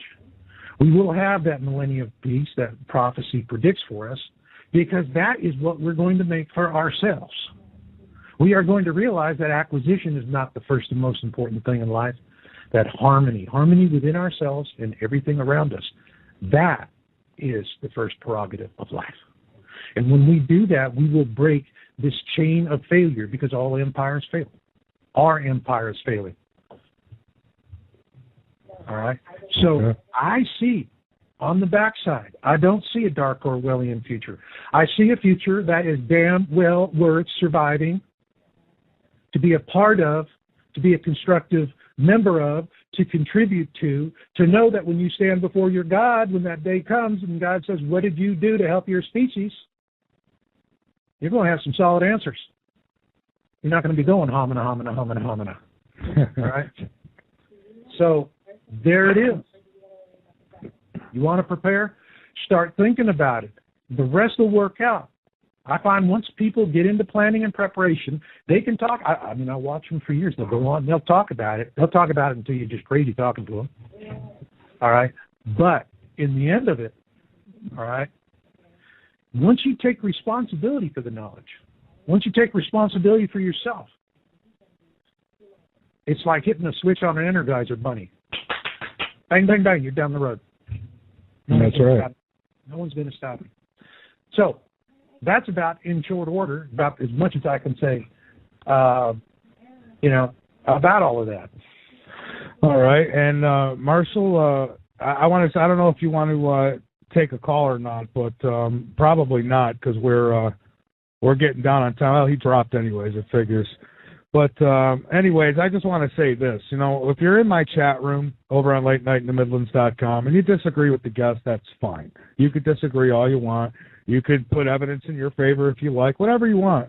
But when you start chopping at them and making accusations rather than just disagreeing, well, then you need to man up and you need to call in and you need to, face that person. I'm not going to let you sit in my chat room and keep chopping at the bit at somebody, because all you are is a distraction. And, you know, if we want distractions, we'll turn on our fake news. That's good enough, right?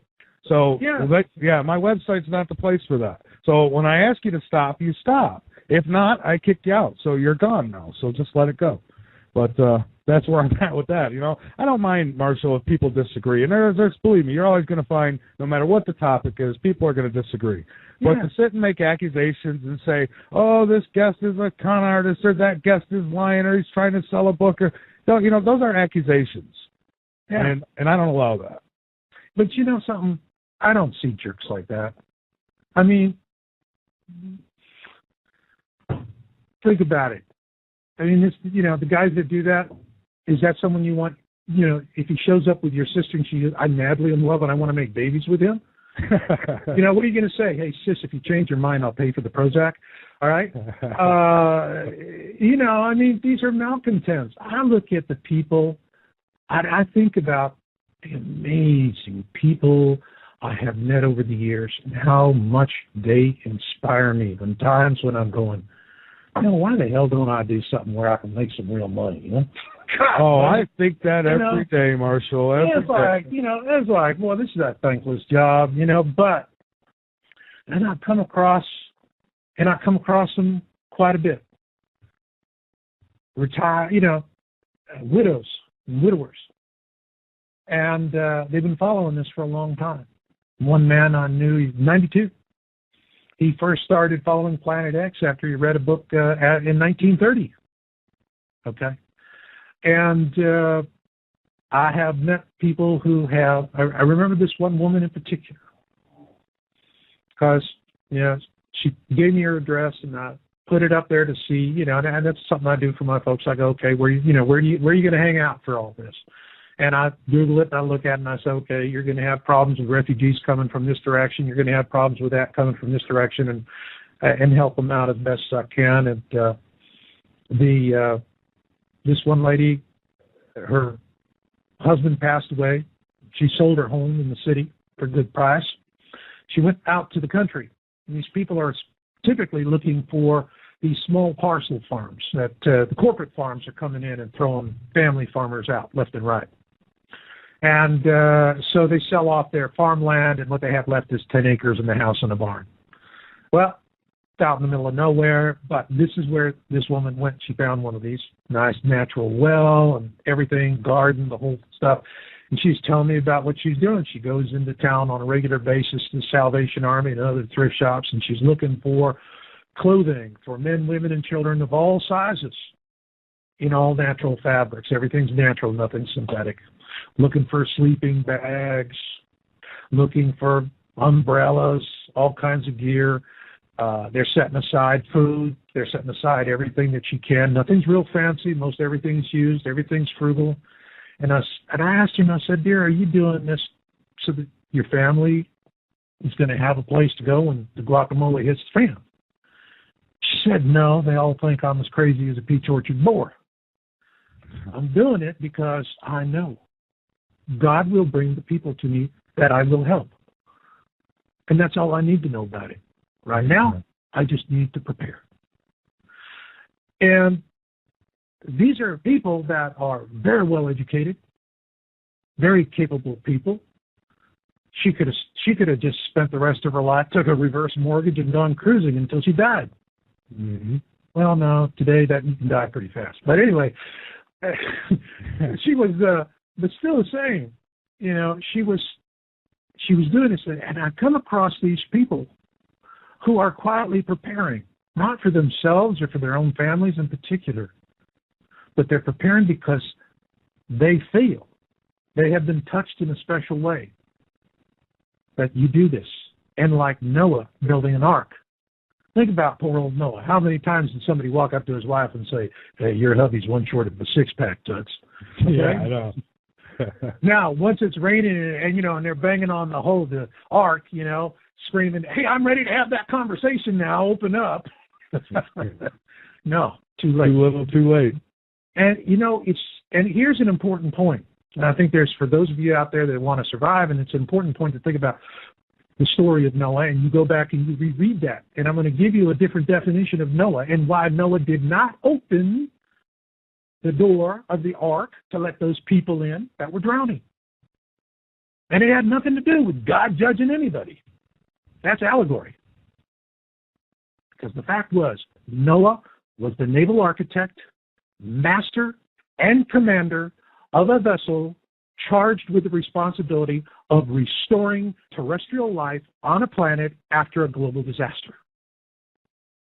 And as a master and commander of a mission of such importance, he understood that if he opened the doors and he let these people who were completely unprepared and hysterical into the ark, they would have thanked him on day one, and on day two, they would have had a meeting, decided he was an idiot, and they need to take over, and that's it. The ark will burn, the mission will fail, and the earth would be barren. That's right. So, that's the kind of Noah you need to think like. You need to be mission-focused. You need to be thinking about it. You know, you're driving down the road. A culvert offers a hell of a lot of protection. So when you're in the car, tell the kids, I'll give you $0.25 for every time you spot a culvert. Train those kids to start looking for places of safety. All right? Give them $0.25. Yeah, it's blackmail. It works. That's right, it does. All right? And those are the kinds of simple things that you can do. And as far as it goes for the jerks and the assholes that got opinions, like everybody doesn't have one, okay? Well, God must love them because he made a lot of them. But it don't mean you got to love them. Oh, you don't know how true that is. Well, you do know how true that is. But, yeah, absolutely. I live next door to some. Yeah. You know, and that's just the way it is. And if you're doing it, and I know for some folks it's so hard, you know, the first thing you want to do is you want to sound the alarm when you come across it and tell everybody. But see, you don't understand because everything has to go through stages. In stage one, this is what I described in my YouTube video, 5 stages of catastrophism. And what I explain there is the first stage is that first stage where you say either, you know, no, I'm not, this is going to stop right here. And that's 99% of the people.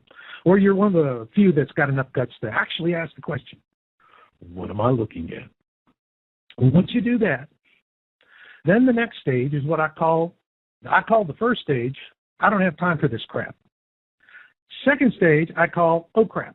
Oh crap is when it finally dawns on you and it gels, something finally pulls it all together and you're saying, wow, this could really go very, very bad.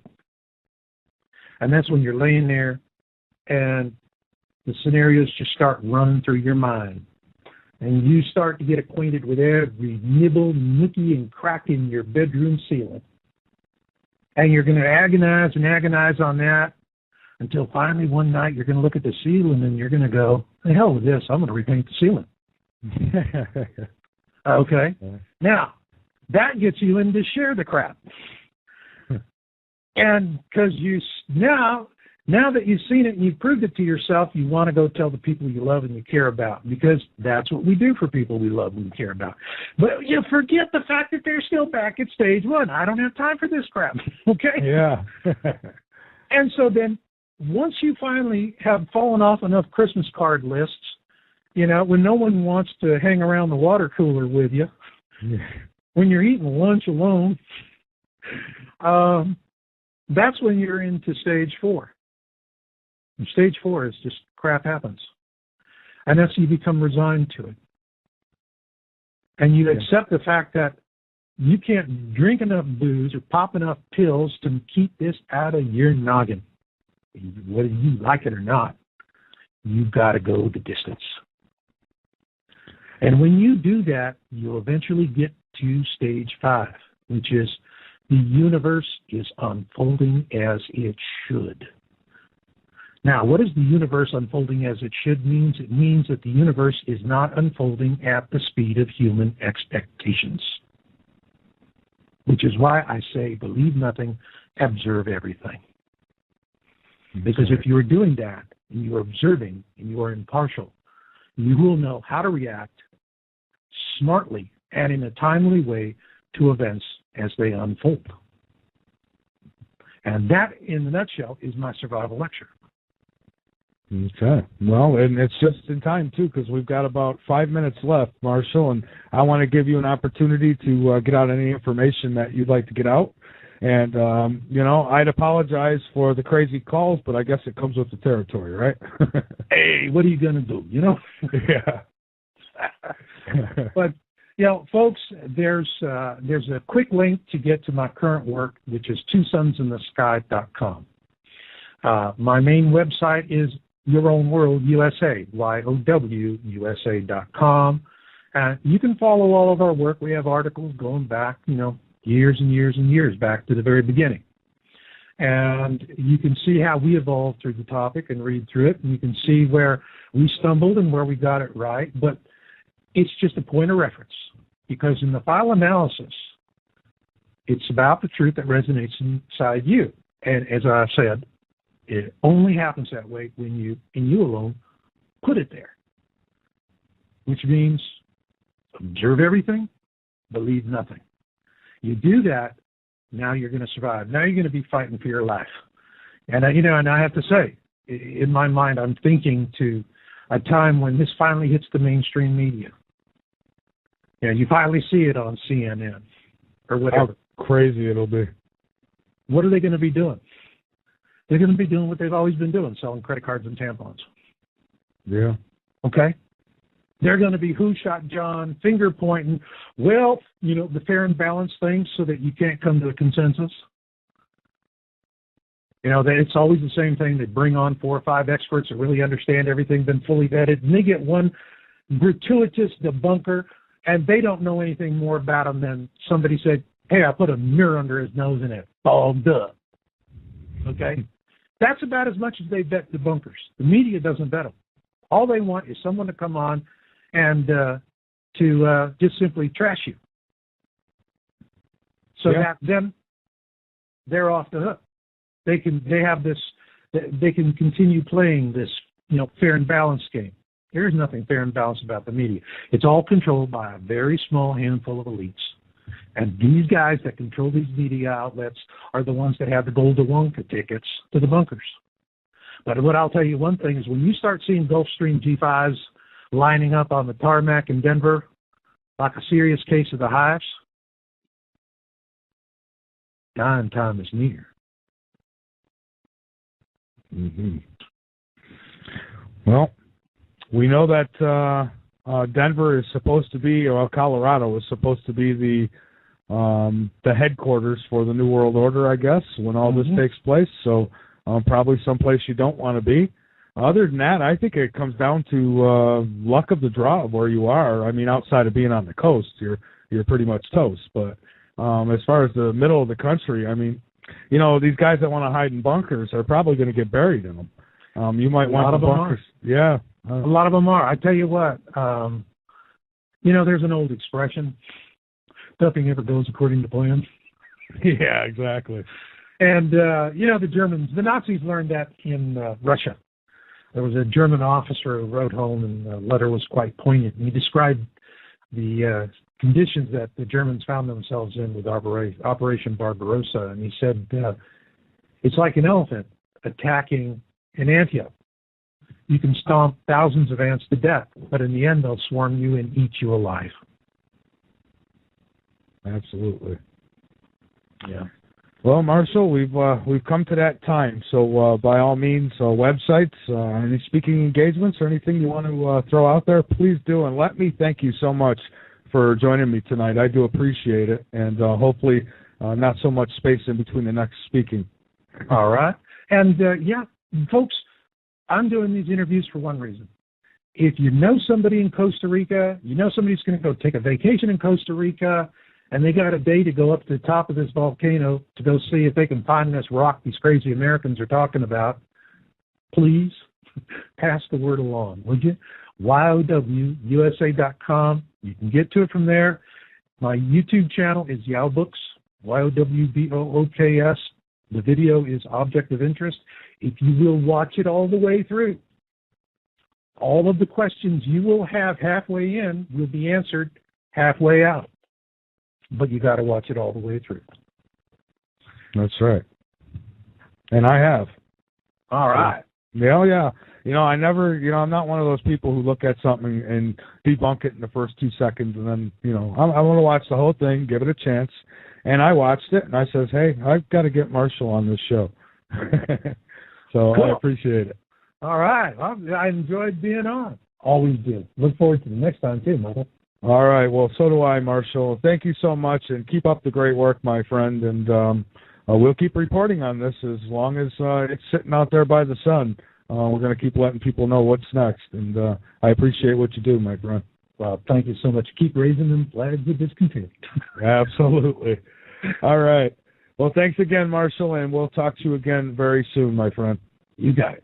All right, everybody. That's Marshall Masters, and again...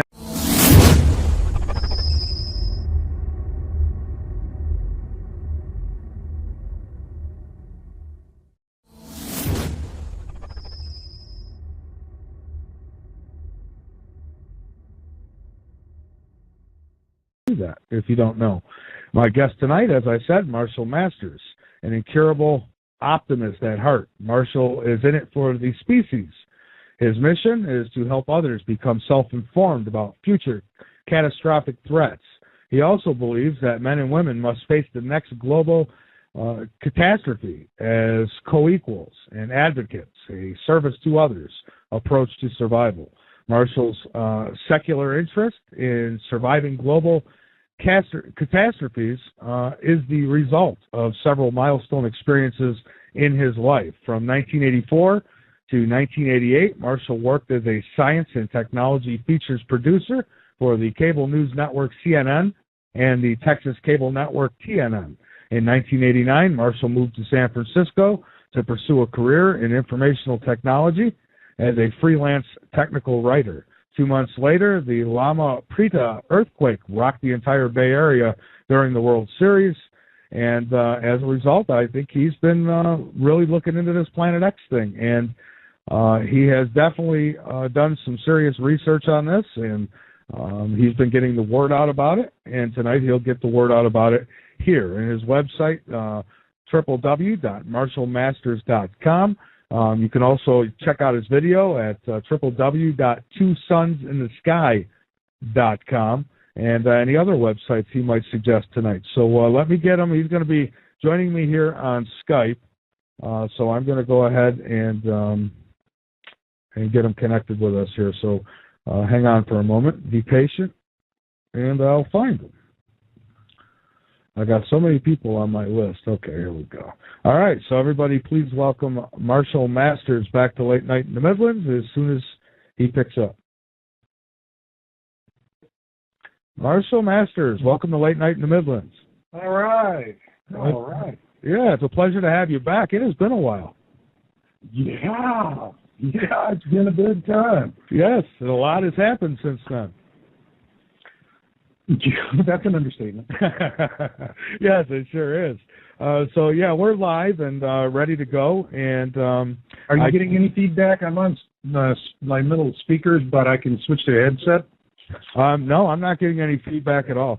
Good audio? Yeah, good audio. Excellent. All right. So Planet X. This has been an interest of mine for quite some time now.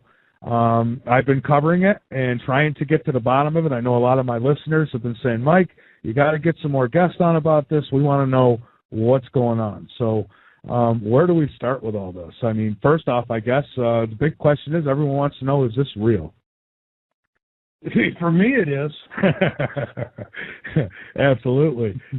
So, I mean, this is something where, and what I'm telling folks, particularly with the study that we're doing now, is believe nothing and observe everything. Right.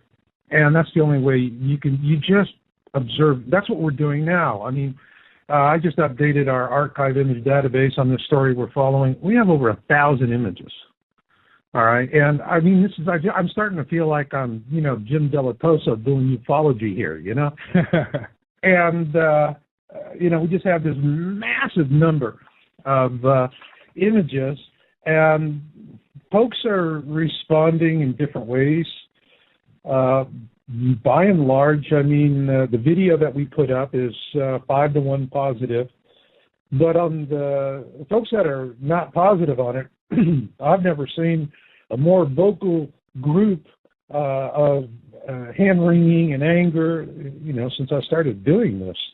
The topic is, this topic, and particularly what we're following now, seems to really provoke, in some people, some pretty negative reactions that are just emotional.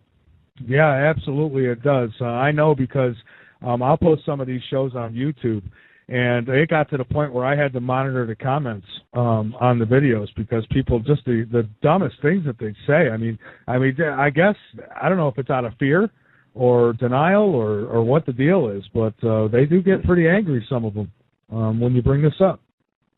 Some of them get really angry. It's to me, it's just kind of like a big cognitive dissonance circus. And cognitive dissonance is a technical way of saying, don't confuse me with facts, I've already made up my mind. And, that's what happens. People see this and whoop, it hits something with them, and they just become irrational, difficult to deal with. Explain to me this, explain to me that. You get the lines like, well, it seems logical to me. When you hear that, trouble's coming. Right up there with, in my humble opinion. Yeah, exactly. But, one thing I've been telling people is, okay, if you haven't took a grasp on Planet X and you don't believe that's real, you cannot deny the changes that have been going on this planet. So something's behind all that. Yeah, and that's really what drives traffic on the topic. I mean, after the Mayan calendar, the genre really has gone quiet. But I've seen these cycles before, and what brings people back is not some sort of mass delusion that some folks would tell you, but it's what brings them back is they're seeing what's happening in the world around them. They're actually looking and taking note, and they can't explain it. I mean, like today, oh my God, this poor guy dies when a sinkhole eats his house in Florida. I know. And excuse me, I don't think they're fracking for anything down where that guy died. So, we go through these rationalizations. Let's see, what is it? Let's see, with earthquakes. I love the earthquake thing. I mean, I've been doing this since 1999. I can remember when I first started doing this. A 6.0 anywhere in the world was evening news, period. Now, it doesn't make the evening news unless you're a 7.0 with at least a 4-digit death toll. You got to have over 1,000 people die, and it's got to be a 7 before it gets any serious attention. Otherwise, it might be one of these little blips of, we had a 6.9 to 11.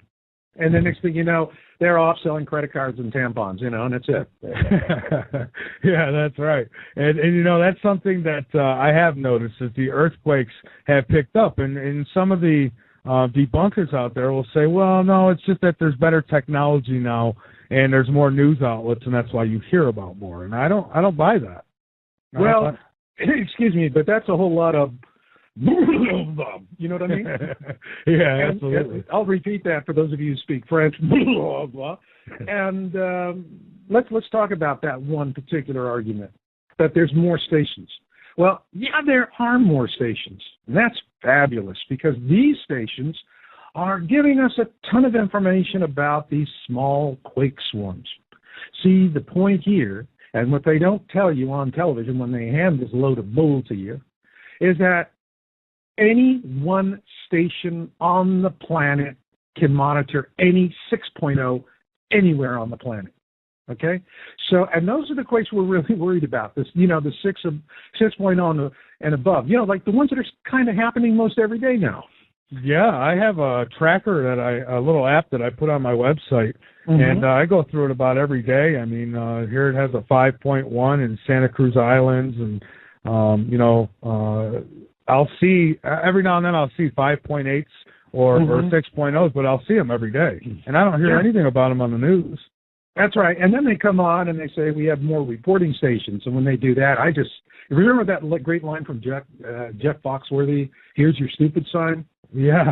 When I hear that one, I go, here's your stupid sign. You want to buy that, go ahead and buy it. All right. Because the fact is, only one station is necessary to monitor the entire planet for 6.0 and above. So it's all the microswarms. But that's important too, because we have been watching these swarming activities, particularly in the Canary Islands. We saw with Hero, which is in the archipelago south of La Cumbre de Vija, that the volcano that we're worried about, that if that goes, then it collapses the left flank of the island and sends a wall of water to the east. Hero, huge quake swarming activity, and the entire island is lifted by all of this magma activity. And I mean, it was really scaring the heck out of people. Was that mentioned in the news? No. And right now I'm looking at this earthquake app, and it says there's a 6.5, and I think I'm saying this right, Kuril Islands? Yeah. Yeah. So a 6.5, and I bet you won't see it on the news. Any death toll? No, it's not saying anything about death toll, just 6.5, and it happened Friday, March 1st, it says, at 13:20 hours. Nah, that doesn't meet the criteria for if it bleeds, it leads. Sorry. Yeah, exactly. Yeah, they need a lot of death. Can you give me a bloody story? I was just being facetious. I don't want a bloody story, but that's what the media says. Just give us blood. That's all. We were, blood they got to report. The rest of it, unfortunately, dead white females and fallen rock stars and sports guys, and I don't know. I mean, it's all these yellow journalism topics that they kind of seem to roll through from one to the next. That's right. So tell me, when did you say 99 is when you first took an interest in Planet X, and tell me what it took for you. I mean, you obviously did a lot of research, and at what point did you finally say to yourself, oh my God, this is real? Okay. Well, in 99, what we started with, in 1999, my first thing I started with the Millennium Group, and then I started wanting to study global warming, and the guy who was running that site called me a uniformitarian, and I didn't know what that meant at the time, other than it was just time to go somewhere else. And so I got together with some other folks, and what we were doing was we were trying to determine this because during the 90s, all right, I had a travel business to Russia as a tour operator. And for several years, all right, from 93 to 98, every winter, fly out in December, fly back in January, always on Aeroflot. Well, I was in the travel business, you get a deal. But also I like the Russian jets. They're more comfortable than American jets. And they took the polar route, which was more direct. And I'm always going over the pole. Not going over is at night. But on the way back, it was always during the day. And I never forget that first time sitting in an Aleutian at 35,000 feet with my face glued to the window, for hours. I grew up in Arizona. To me, snow was something you went to the corner 7-Eleven, they put it in a cup with some flavoring, bada bing, there you go. Okay? And I'm seeing snow as far as I can see from one end of the earth to the other. It was the very first time in my life I ever saw blue ice. That's old ice. Wow, that was amazing. It was all beautiful. It was unbroken fields of snow, just as far as you could see in any direction. And over the years, progressively, year after year, it was never kind of like highs and lows, up hills and valleys, as Johnny Carson would say. It was just a steady deterioration. And by the last trip I made in 1998, what had originally been in 93, this incredibly beautiful field of white snow and blue ice, and was so busted up now, it looked like the broken windshield of a car in a wrecking yard. It was that smashed up. Wow. And when I saw that, I said, okay, do I believe my lying eyes, or do I believe the guys the energy companies are paying to tell me not to believe my lying eyes? I pondered on that for about half of a New York minute, and it was definitely, I'll go with lying eyes. And that's what I was really trying to figure out. Why was the pole melting? And we got into that, and we started saying, okay, you have global warming, and then the whole case is it's anthropomorphic warming. We're emitting all this CO2 and, burning the lungs of the planet, the Amazon rainforest, and all these other things that we're doing. And the question was, is mankind solely responsible for what we're seeing? Well, we did a lot of study, 3 of us doing this, a small group of Minsons. And what we found was that anthropomorphic causes are authentic, and they are contributing dramatically to the problem. But what's principally causing the weather is that it is coming from the sun. And, because you go back and you see it. I mean, the sun is warming a very small amount, but a very small amount for the sun, down to less than 1%. For us, that can be a big percent. And so that's what we were seeing, was that the Earth was warming in response to the sun. And what told us that was we started looking at what was happening with the other planets in the system. All right. I said, okay, we got an atmosphere. I was just going to say that. Yeah. We got an atmosphere. Mars has got an atmosphere. Okay. What's happening? Well, we look at Mars. You look at Jupiter. You look at anything that's got an atmosphere, everything's perturbed. And even more so today. It's even more so extreme today. So we see all of this going on. And obviously, if it's just the Earth and Mars is not having any kind of warming. By the way, the warming on Mars, if Earth experienced that same degree of warming, we would be extinct as a species, period. Right, because Mars, I believe they registered a 40-degree temperature on Mars about a month ago. Yeah. And it's 40 degrees. We can live in 40 degrees. Yeah, kind of like Poughkeepsie. But but so, we're seeing all this stuff, and we're going, okay, so it's the sun. Well, what's making the sun good? Now you got to, you get to these decision forks on the path.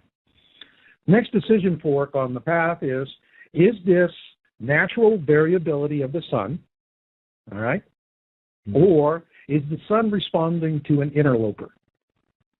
So we've got 300 years of information on the sun, which really, we think 300 years is a lot. It's kind of like a fast blip on a cosmic scale. I mean, our whole species on a cosmic scale fits somewhere very nicely between tick and tock somewhere. Yeah. And so we're seeing this and we're going, all right, we've worked through this. The sun this is not natural variability because the warming trend started after War II. Okay. And that's when the data took us back. It was after War II. Well, next thing is, if it is obviously the sun, and this is not natural variability, then it is a perturber. That brought us to the next decision fork. If it is a perturber, the perturber is going to be one of two things. It's going to be a rogue, which means it flies into the system and flies out of the system, and thank you, it's gone. Let it be a grief for someone else.